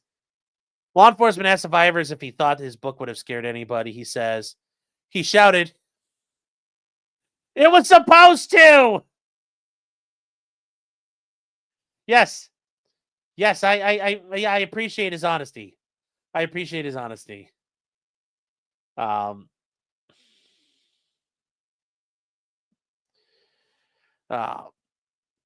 he says he went to jail, he would receive free publicity for his book, and all the crazies would come out of the woodwork. Maybe he's talking about us. He saw law enforcement was doing a big favor, and come Monday morning, it will be party time. What? Yeah, following the interview, he claimed to be having a heart attack. Yeah, so the manuscript's 236 pages long. Most of the pages are numbered and contain handwritten dates. These dates range from 2019 to 2024. Based on its notes, he's added to the manifesto over time, though not always in a date sequenced order. The cover page is the same as on there. Yes, how to kill a federal judge, and he's got a nice rifle there. Looks like a Winchester. No, it's not a 64, but he's got a nice little light rifle, handy rifle with him there. In it, he perceives to fix the wrongs in the judicial system that were done to him. It contains various types of writings, disturbing sketches. Apparently drawn. Many of the sketches are accompanied by threats to kill, including threats to kill judges. And it says, "When I'm done, I'm going to kill your kids." Well, I mean, it looks better than what Vito drew. Super killer. And it says, "Warning, others will follow and the killing will never end. When I show how easy it is to kill." This is like Grover. It's like heroin Grover, I guess. Yes. "You fuck with me, I fuck with you. Warning, there will be no mercy. Family members, friends, everyone will die." That's like shit out of Beetlejuice. This is it's Eric July quality. Are these 3D trace, chat? Did they trace these? That son of a bitch. Who did his penciling? Know this, it's like, I am the law. Know this, I will kill you. It's like killing a judge is going to be fun and easy. Jeez. So where does he talk about how to do it? I don't want to just saying I'm going to kill a judge. It's not like, is this like when you get the Accomplishments of Communism book and it's all blank? This is kind of like a joke. He's not telling you how to do it. He's not telling you how to do it. Pino says it's definitely Brazilian quality. Yes, we'll EVS review this. This person has mental illness like many Americans, and he's gonna kill you and your family. Yes. He says, every fucking judge is gonna die. Pigs! It's like this guy's growing like a hoof through his nose. I get it. You hate judges, but buddy, I need more. You need to have a more developed story. No, now we're getting into furry stuff here. All manner of freaks gonna kill judges. A taste for blood and killing. When Mr. Ivers publishes his book, the demons of the earth are going to go on a killing spree. So some pages are blacked out white shapes in the middle are full of threats to kill judges and their children and pets. And he referred to them as soft targets. Well, that's true. They are soft targets. This kill team is in your house long before you know. I mean, like I said, guys, like, I mean, yeah, if you, like, such art, yes. What's his Tumblr account, his DeviantArt? Yes, add some story, bro. Add some story. This is art, I guess. But no, clearly, this is a guy who's suffering from a lot of mental health issues. Is charging him with a crime really the right thing to do here? I don't think so, but, you know, they're doing it. So, I mean, he needs some drawing lessons more than anything. So, Ivers quoted Timothy McVeigh and venerated the Manson family. Oh, no. So, he discussed avoiding law enforcement detection and killing, including always work alone. Well, I mean, sometimes that's a good use. And use old-fashioned investigative techniques to locate your victim's residence. I mean, that's true. Doxing is easy. People are easy to find. Ivers included pages from the Bible and the Constitution as manifesto. He offered others and about the rise of assassination, others with the mindset.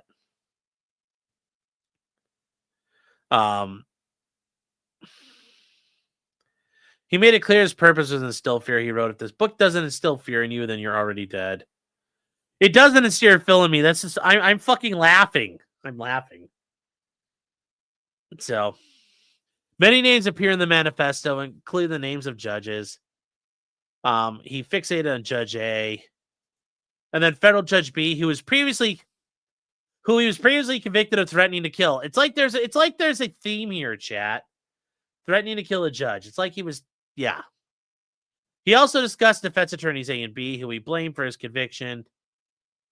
He says on the manifesto is a copy of an inmate detainee grievance form dedicating the manifesto to Judge B. On another page, he dedicates the manifesto to Judge A. How can you can have multiple dedications, but I think that gets a little kind of like dedicated to one person or one group. So he talks about this here, and he says, no, the court cheated this man, and he is going to kill his judge. Yeah, I mean, this is just... He's not very good with his drawing here. Federal courthouse! Well, it's been blacked out. It's the address for the federal courthouse. Well, that's not really, like, private information. On another page dated January 1st, he provides a notice of assassination. Yes. Motion to kill you? Notice of assassination? Informed senior federal judge that I had date and time-stamped evidence on a plan hit of a federal judge that is still active today. And they have completely and totally chosen to ignore my advance warning.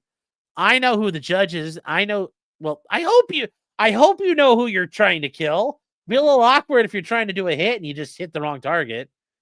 Who is going to be hit, and I know who the shooters are. Well, but it's yourself. It says, I'm aware he has a long history of threatening judges and others.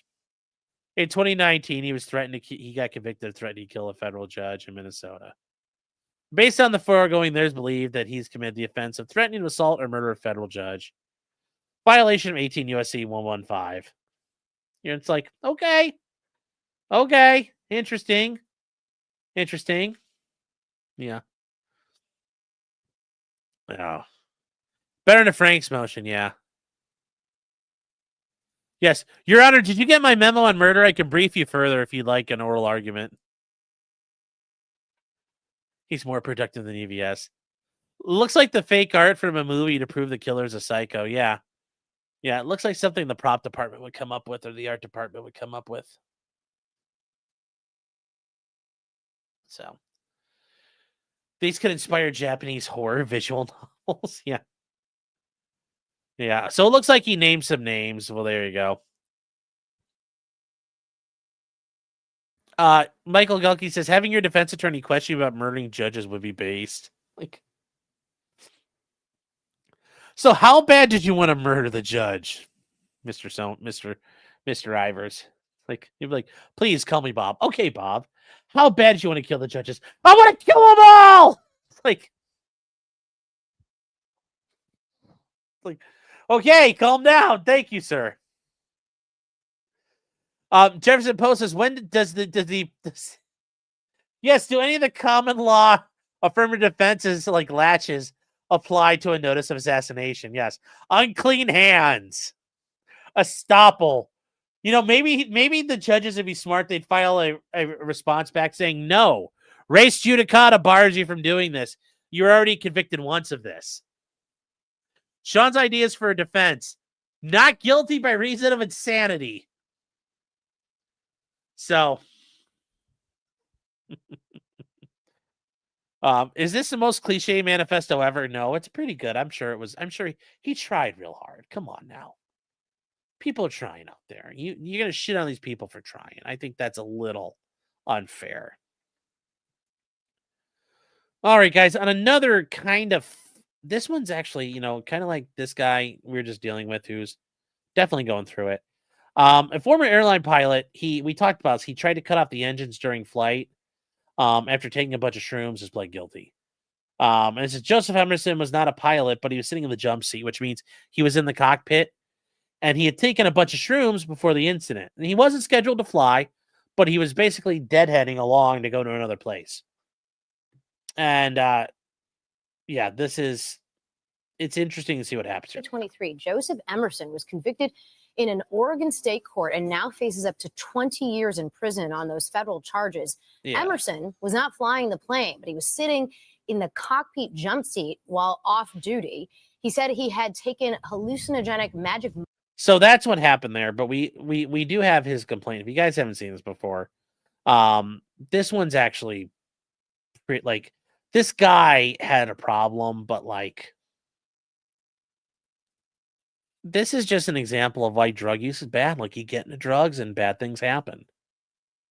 So they taking off from the port of okay. Why is it not working here? So the police responded to report of an inbound aircraft that had a problem due to an in-flight disturbance. And the guy was Joseph David Emerson. And they say during the flight, the two pilots, 1 and 2, were flying. And they said they never met him, but that's not uncommon. You might not meet guys in your company. And during the initial stages, there was nothing wrong. And he talked to him about casual conversation about flying. They talked about pilot stuff. They talked about Top Gun and started getting all gay. Pilot 1 advised the incident occurred halfway between Astoria, Oregon and Portland, Oregon, while the aircraft was flying south. And while sitting in the jump seat, he said, "I'm not okay." So the pilot turned and they watched him grab the fire handles in a plane. And on an airplane, these are special things, guys. The fire handles on an airplane, you will see these depending on where you're at on a plane. Where's a good one? Yeah, here you go.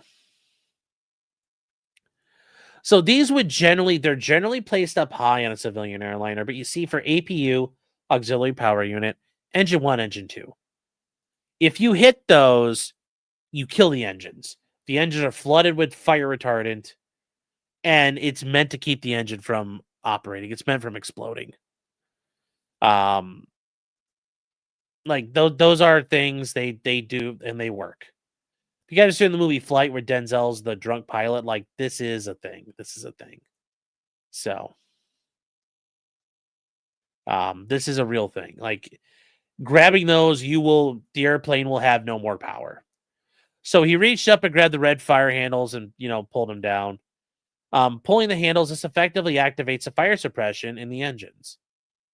And what to do? It shuts off the fuel supply to the engines. It's permanent. You can't turn it off at that point. So what do they do? Well, they stopped them and they declared an in-flight emergency. Oh yeah, mayday, mayday, mayday. We are having a bad day here. Horizon 2059. Mayday, mayday, mayday. We're having an in-flight emergency. So pilot 1, said he resisted and they engaged for about 30 seconds and then he calmed down. They asked him to leave the cockpit and he got out of the cockpit. And for this whole time it occurred, it was like 90 seconds. And then, pilot 2 said the same thing. He said, "I'm not okay." And then he reached up and, they declared the in-flight emergency, turned autopilot off, and flew back to Portland. And then once he got out, they secured the cockpit door. They point out that he was unable to pull the red handles down all the way and fully activate the engine shutoff because they were fighting him. And if he had done that, they would have shut down the hydraulics and the fuel of the engines and turned the aircraft into a glider. And yeah, this 100% interfered with the ability to fly the plane. Like it was very serious what happened here with this guy. Very, very serious with this guy. Especially like it's Oregon. Like if they lose power, depending where they're at, they might be landing in the trees or landing in somewhere where a lot of people die. There's only so much you could do when you're gliding along and you lose power. During the flight attendants received a call that he was losing it, and they observed him peacefully walking in the back of the aircraft. He said he just got kicked out of the flight deck. And then he said to the flight attendant, "You need to cuff me right now or it's going to be bad." So they sat him in a seat in the back of the airplane and placed cuffs on his wrist. And during the descent, he turned towards an emergency exit door and tried to grab the handle. This guy fucking lost his mind. So they placed their hands on top of his, and they engaged in conversation to calm him down. And they said, he's like, "I messed everything up," and that he tried to kill everybody. Yeah, you did. You did. He took out his cell phone and appeared to be texting people. And he was heard saying he just put 84 people's lives at risk tonight, including his own. Those are all statements by a party opponent, by the defendant. Those are all admissible. So when they landed, they learned that he was seated in the back of the aircraft, and he had his flex cuffs on. He was also secured by a seat harness. You know, they read it. They read him his Miranda rights, and he believed he was having a nervous breakdown. He had not slept in 40 hours. That'll cause you to hallucinate. He's an employee of Alaska Airlines and had been a pilot since 2001. 24-year career. You know, he's dehydrated and tired. He said, I didn't feel okay. It seemed like the pilots weren't paying attention to what was going on. It didn't seem right. And he says, yeah, I pulled both emergency handles because I thought I was dreaming and I just want to wake up. That's a hell of a way to wake up. Yeah, he macrodosed. He denied taking medication, but he said 6 months ago he became depressed.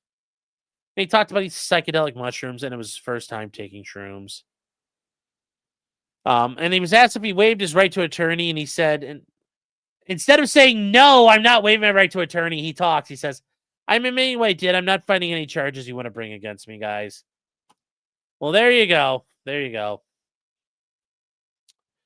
Police inspected the cockpit. It's noted the cockpit jump seat next to the shutoff handles, and the handles were clearly painted red and had EXTG printed on them. Yeah, it's extinguisher. Like, it is 100% a thing. It is 100% a thing. Well,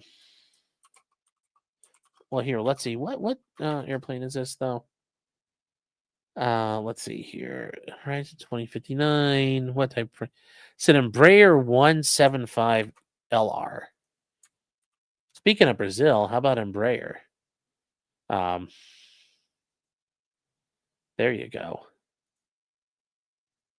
Let me see here. Let's back up and see what we can see. Cockpit. So I can't see it, chat. Trying to find a good image of this here, and I don't see a good. Yeah, actually, here you go. This will help. This will help us. This will kind of give you an idea of what we're looking at here. So here you go, guys. This is not necessarily that exact plane model, but you can see here are the fire suppression handles up here up top. And they're easy to grab. They're clear to grab. There's no, oops, I was looking for the wrong thing. There's no wrong buttons. Like, you are grabbing the extinguisher handles when you grab this thing. 100%. So he does all this. So they say that, you know, he's getting, you know, and all these things here. So yeah, he's toast. Now, when you get to this, he did have his sentencing or his plea. So he's already stipulated the factual basis. The penalties, yeah, the penalties are bad. The penalties are very serious in this case. Maximum sentence of 20 years imprisonment. You know, the fine of up to $250,000. Well, that's not a problem. You know, so what are they doing? Well, he's admitting to the factual elements of this. And what's he admitting to? A lot of stuff here. And once again, I kind of feel bad for this guy. It sounds like he was battling depression and he started, you know, self-medicating. So he was on an aircraft within the U.S. He knowingly assaulted the flight crew. And then he interfered with the performance of their duties. And, you know, all this happens here that he, you know, tried to deploy the built-in fire extinguishers, and they tried to stop it. And they, you know, this is all stuff that's in the complaint or in the affidavit. It's part of the complaint. And it says, how long have you been depressed? He says, I don't know. My friend died like 6 years ago. You know, and that he, you know, he had consumed the shrooms in a social setting amongst friends. And he says, yeah. So what is he doing here? Well, they're talking about the sentencing factors and the sentencing ranges. So remember, we talked about this before, his relevant conduct. They agree that his base offense is a level of 18. So what does that mean? Well, we talked about this before, the sentencing guidelines. What is this guy looking at here? Well, when you look at the federal sentencing guidelines, he's going to be category 1. And that's just because he's a pilot. He doesn't have any criminal history. He wouldn't have any. But what's the base level of 18? Well, 18, you're getting down there, 27 to 33 months. He accepted responsibility, so he could have some deviation from there. But I mean, he's probably going to do 2 to 2.5 years in prison on this, probably. So, you see those internet ketamine ads, yeah, all that stuff. So, could they do 84 counts of attempted murder? Yeah, they could. They did not, but they easily could have. Yeah, he'll never be allowed near a plane. Yep. He's going to be on the no-fly list and everything. Anna Wall says that's all. I mean, it's clear this guy was suffering from, part of this, and this is something you guys, think about this. When it comes to justice in the administration of justice, what are we trying to punish here? The guy was clearly in a drug-induced situation. It's got severe mental health problems. I mean, getting him medicated and getting him away from an airplane, he'll be safe from now on. Do we really need to lock him up for the rest of his life? Do we really need to put him away for 100 years? No. The next case we're going to talk about, yeah, that makes sense. But here, no, that doesn't make sense. That doesn't make sense to this guy. I don't think it makes sense at all. So that's all it's just something to think about that way. Like, remember, do we need to put this person behind bars forever? I don't think so. But it's something you guys need to think about and make that decision. Do I want my society doing this to this guy? So it's a very good question on a wall.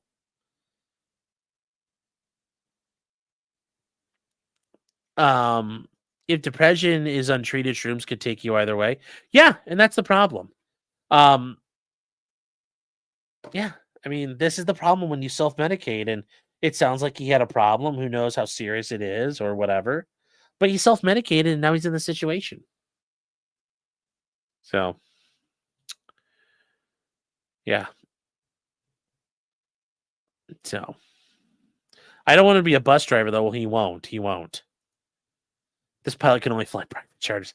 I'm pretty sure they're going to take his certificates away. So, Kia Patrick says, we live in a society. We do. I hate to say it, but that meme is correct. We live in a society. He could have self-medicated literally at another point in time, and he chose to endanger lives. Well, look, the government's already agreed to it, and there's nothing you can do. Getting back to this, though, they do address some other things in it, just so you guys can see, they're what's he looking at? Like, it's not going to be easy for him. He's got a lot of stuff he's facing. So, they also, so they put on here that, they will, if he demonstrates responsibility and acceptance of his guilt, they'll recommend 3 departures. They'll departure down 3 levels. So he'll probably be down to a 15. Like I said, he's probably looking at a little bit of time, but not a ton. And remember, do you want to get, everybody says they want to put everybody away, but yeah. So, and the U.S. government will recommend to the low end of the sentence. Yeah, and they're agreeing to that. So, yeah, and they're just we've done these all before, guys. The rest of it.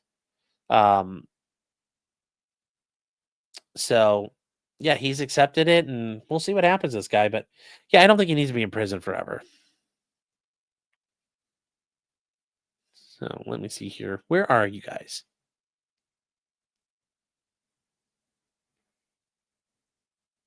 Yeah, no plane. Nobody's going to allow him near an airplane. Nobody's going to allow him near any motorized vehicle, probably, unless he's driving by himself.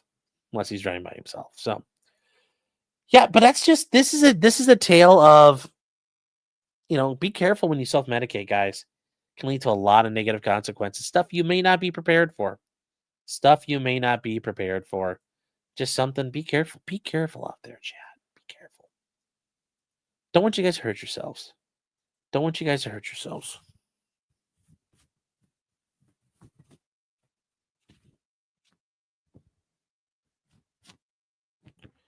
Okay. Now, moving on to the last thing, and this is something we didn't get to. Somebody had to kill Charlie Kirk along the way. What happened in Charlotte? So, Irina Zarutska is a lady who came from Ukraine, and she had fled there and fled to Charlotte and was given refugee status. And she got on the local train, public transportation. And as she was sitting there, a guy named DeCarlos Brown sat behind her. And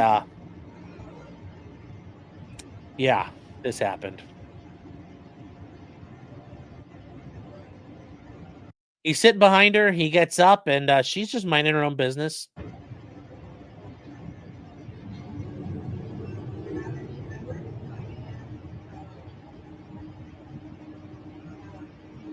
And yeah, she doesn't realize yet, but she's gonna be dead. And some of you might say, how do you not know? Well, the thing is, when you're getting stabbed, you're getting punched basically because the knife goes all the way in. So she's getting hit in the face.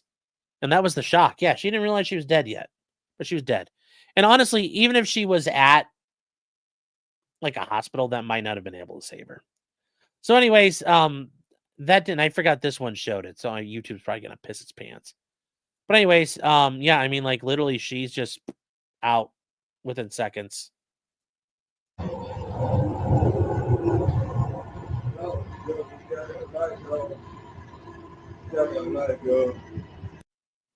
She's done, sadly. And this is him after it happens. He gets up and just walks away.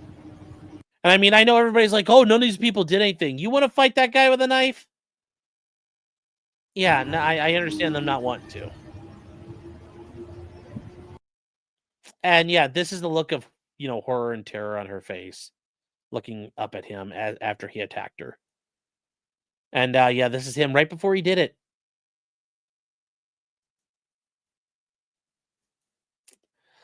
He's been indicted federally for this. And you might say, well, how the hell did this guy do this? Well, this guy is an example of, while we normally don't put people in,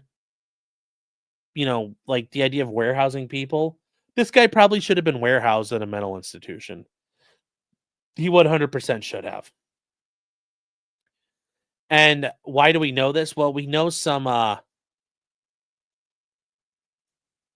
comments because some of his phone calls. Like he believed that she was reading his mind, his sister said. And that's because on the jail calls that have been released. And his family, was assault, like they've dealt with him forever. He bit her and broke open a door and said he's a paranoid schizophrenic. Who told her multiple times the government had implanted a chip in him.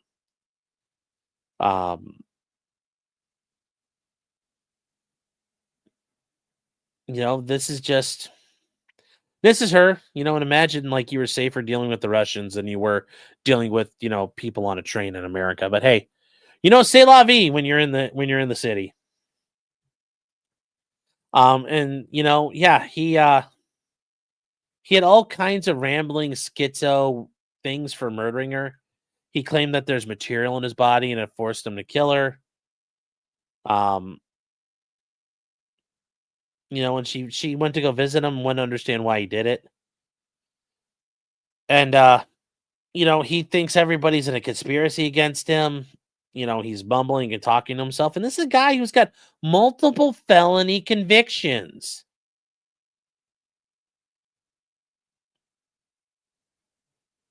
But this is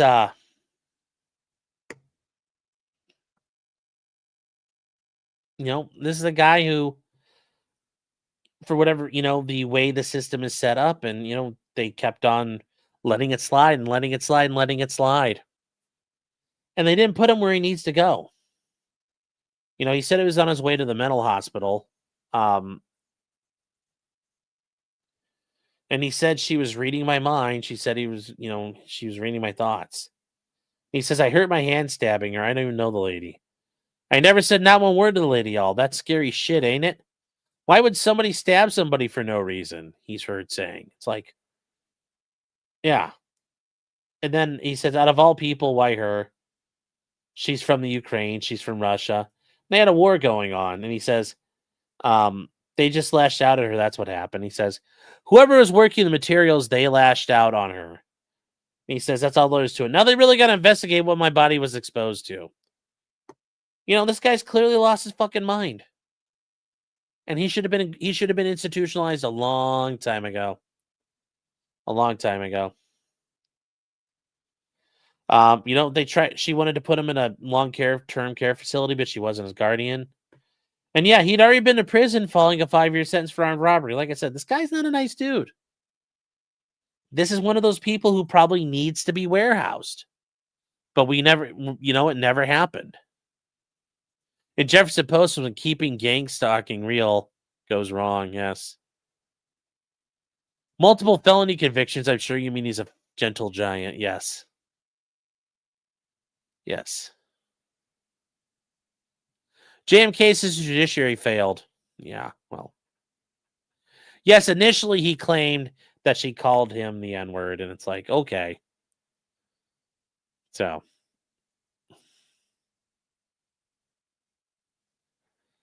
Yes, the Freemasons are out to get me. And, you know, he just didn't seem like himself. Well, no shit, this guy's a schizo. It says Brown was failed by his family as well as by the state. He says, I feel like my family first and foremost gave up on him for their personal selfish reasons. If he's a violent psychopath, why do they... At some point, I don't blame them. They don't want to deal with him because he fucking kills people. They were worried he was going to kill someone. I wouldn't want that guy hanging around. Like, it's so mean. It's like, why? How is that mean? How is that mean? How is that mean? Yeah. Like, it's... Yes, chat, you did a mission accomplished on the tower. You know, the family can't handle threats. Well, the family can't handle getting bit and attacked and worried about this guy stabbing you. I mean, I'd be worried about him, like, trying to tickle my spleen with a knife. You know, his second most recent arrest came on January 19th after he called 911, telling cops he believed his brain was being controlled by a microchip. You know, the officers advised Brown the issue was a medical issue and there's nothing they could do. Well, okay, were they trying to say we can't open your skull, buddy, or this is a mental health problem? So at that point, he flew in a rage and got charged with misuse of 911. And then at the hearing, the magistrate was told about his case, but granted him cashless bail on basically what's called a recognizance bond, that he would show up. And I know a lot of people are upset about that. Like in North Carolina, you could be a magistrate and not need a legal degree. That was a traditional way of doing it. Now there's only about 10 or so states, and I think even less actually now, that still do that. Like in Ohio, you have to have a JD, you have to be licensed. You don't just let any Yahoo become a magistrate. So, but she says he was reaching out for help in a lot of ways. I don't know. And I'm not making excuses for him, except to say he was mentally ill. Well, that's making an excuse for him. And now she fears being the victim of a retaliation attack. And she says, I'm thinking people may recognize me, want to attack me, recognize that I'm a sister. That's got me shocked. And then I start thinking about, what if somebody runs up and, has an episode or whatever and wants to hurt me? Yeah. And since the federal government's charging him, she called on Trump to spare her brother the death penalty. Because, the Fed's going to go after it, too. Remember, deprivation of civil rights can lead to a death penalty charge. They said, the authorities turn a blind eye because they say it's drugs or I don't know. It's probably because they didn't have any money. It costs money to incarcerate people. They didn't take it seriously, so they say death penalty. Why not look into how he's been dealing with this for 3 years since he's been home from prison? He actually was fighting and trying to get help before he broke. Is this the idea of fighting and trying to get help, I guess? Yeah.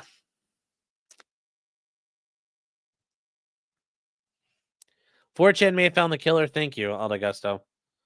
Or gusto. But yeah, this is that's a tough one too. And yeah, that guy's got insanity written all over him. That's probably what's going to happen to him. It's probably what's going to happen to him. So, yeah. All right, chat. That gets us done. Over 500 people here. Thank you guys for being here. I appreciate sticking around. Let's see here real quick. Jefferson Post says fraud for offering as an elector never made sense. Me too. Me too. I agree. Anonymous for $5 says, I hate how Minnesota has become known for crazies, LARPing lawyers, and nonprofit embezzlement. Yeah, well, speaking of embezzlement, chat, you know where you won't find embezzlement? You know where you won't find embezzlement, chat? You will not find it at Stoney's Bar and Grill. That's right. Why is it? Hold on. Why is this not popping up? Oh, there we go. Stoney's Bar and Grill, 158 East Broadway Street in Rockville, Minnesota, chat. Stoney's is your place to go, chat. It's $2.50 cans tonight. It's still bike night, chat. They're still doing bike nights this late in September. Jimmy Z's food truck was there. Just, come and get you some. Get to crank your hog out there. As far as things going this weekend, I don't know exactly what they've got planned, but they've got a lot coming up. They've got a lot coming events up, chat. If you go check out things over at Stoney's, I'll let you know on their Facebook page. But Saturday, September 6th, the Lee Betts Memorial Run. It's $20 a person, includes a meal. You're going to leave it's registration 10 a.m., leave at noon. You proceed to Stoney's. You go to St. Cloud and stand down. St. Cloud stand down, and you honor the local honor guard. Cars are welcome. So enjoy it, chat. Enjoy it. And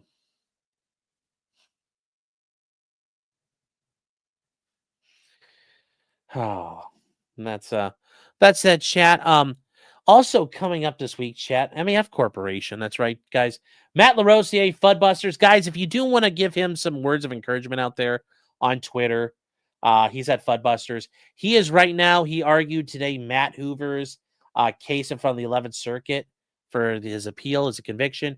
And then tomorrow, he is arguing Tate Adamiak, a guy who got kind of jammed up by the feds on a bullshit NFA case up in the 4th Circuit. So if you guys want to, give your thoughts and prayers and, some encouragement out to a practicing attorney, give Fudbusters some love out there. He would appreciate it. And also, chat, Fudbusters put something together for me. $1,000. An Italian one at that. And once we get it, we'll probably do a stream over on Rumble. We'll break it down and play with it and check it all out. I think it'll be fun. But not till it gets here. Not till it gets here. And then also, chat, last but not least, at dragonstreasure.com, the haven for tea, anime, soap, and coffee lovers. Remember, if you want to buy coffee, you could buy Coffee Brand coffee, or you could buy T-Man brand coffee. I think you buy T-Man brand coffee instead. Doesn't keep talking about buying more and more and more. Anyways, chat with the promo code criminal. You get 10% off all of your orders at thedragonstreasure.com. So, sponsors out of the way tonight. KWM or KMW is a member for 13 months. Thank you for the support. So Sean's trying to get a history due to his visit due to search history. I'm surprised my comments have not led to that once or twice at this point, but a girl can try. A girl can try. Jefferson Post for $2 says crosshairs. Can Sarah Palin ever be stopped? Yes. Nick Kreuzer says, going back to the old guy, this dude drew bad creepypastas. Yes. Another says +5 for the dog or human treats fund. Thank you. Linda Richards says the sniper, and I'm thinking she's referring to Charlie Kirk, has DB Cooper vibes.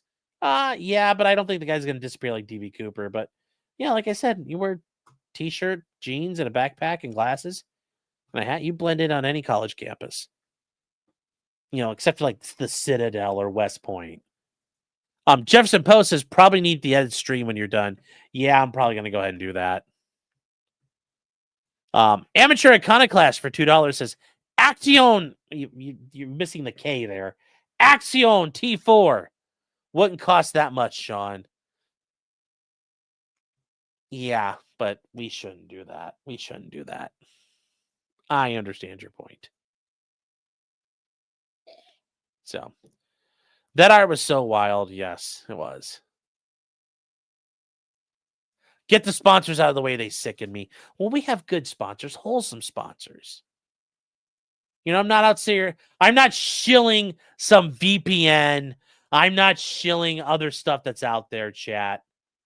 I'm shilling you good people and good institutions supporting local businesses that are out there just hacking their way in the wilderness. YouTube wouldn't let you post the German version? Ooh. No need to visit the Fed when the Feds are already in the house with you. Good point. Good point. That's thinking. All right, chat. Well, we are all done for tonight. We're caught up. We're caught up. So things that are coming up, we're going to get into the Glock lawsuit with Seattle. We're going to get into the PSA Shield Arms Magazine lawsuit. We're also going to get into the Zisan, Troon, the Troon family, the Manson family, except they're all Troons, engaging in murders across the country. They're getting ready for court hearings, and these people are losing their minds. Surprising, like Troons would do in court. We're going to get ready to cover them. We got some other stuff coming down the pike. The state of California is suing Stake. Not my favorite thing, Stake, but the gambling website, Boss Man Jack and all that. What's interesting is he, indicates he's been paid like $200,000 a year to gamble for them and fuck with people and draw them into the gambling games. They're being sued. There's a lot of stuff out there. Kat Tenbarge, one of the great, tech journalists, is being sued. There's a lot of good stuff we're going to cover out there, chat. I promise you. We got updates of Russell Greer. There's some Patrick Tomlinson stuff. And then, maybe there's going to be Destiny stuff along the way. We'll see. We'll see as it all works out. I'll eschew that Raid Shadow Legend money. Well, I don't know. But, I mean, at their heyday, from what I understand, they were paying out some good money. I mean, I would shill for Raid Shadow Legends at least once. Let's see here. And then, guys, after this, we are Nero. How is Fudd's personal case going? Well, the funny thing is Cody Wilson motioned to dismiss all their claims as the defendants that Matt is suing. They dropped all their claims against everybody. Like, very oddly, and we're going to cover this because I talked to Matt when it happened. Something doesn't make sense. Something weird happened. And hopefully I can get a hold of Runkle. I know he's up at his northern retreat. Once he's done summering, I think I want to bring him in on that. Maybe even Ivan, Matt, and Runkle and myself. That'll be a power meeting right there. We'll be doing that. Kia Pat says California is suing Stake because they're all gay and they want to fuck dudes too. Well, yes. Destiny's a girl's name. Yes. Or Ridge or Shadow Wallet. I mean, yeah. Paid Shadow Legends is more like it. I agree. I want to get paid. So. All right, guys, that is it. We are going to wrap up. We are heading over to Locals, potentiallycriminal.locals.com.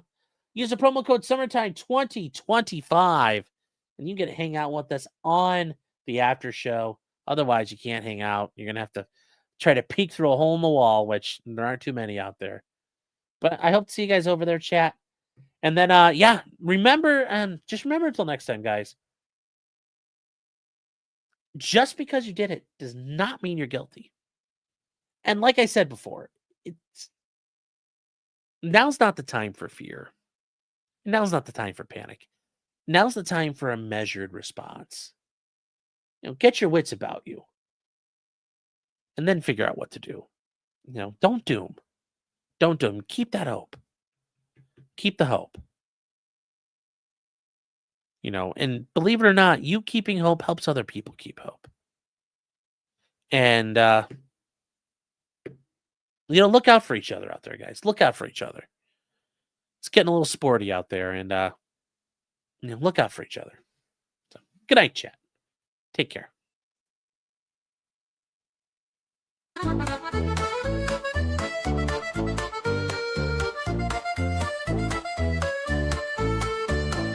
Weapons, blacksmithing, and models of planes, esoteric works, and even some trains. Much merriment had while drinking White Claws, tips on hunting, and even talking the law. Whatever you do, just don't talk to cops, even when they nab you on illegal stops. Just 'cause you did it doesn't mean you're guilty, but please talk to a local attorney.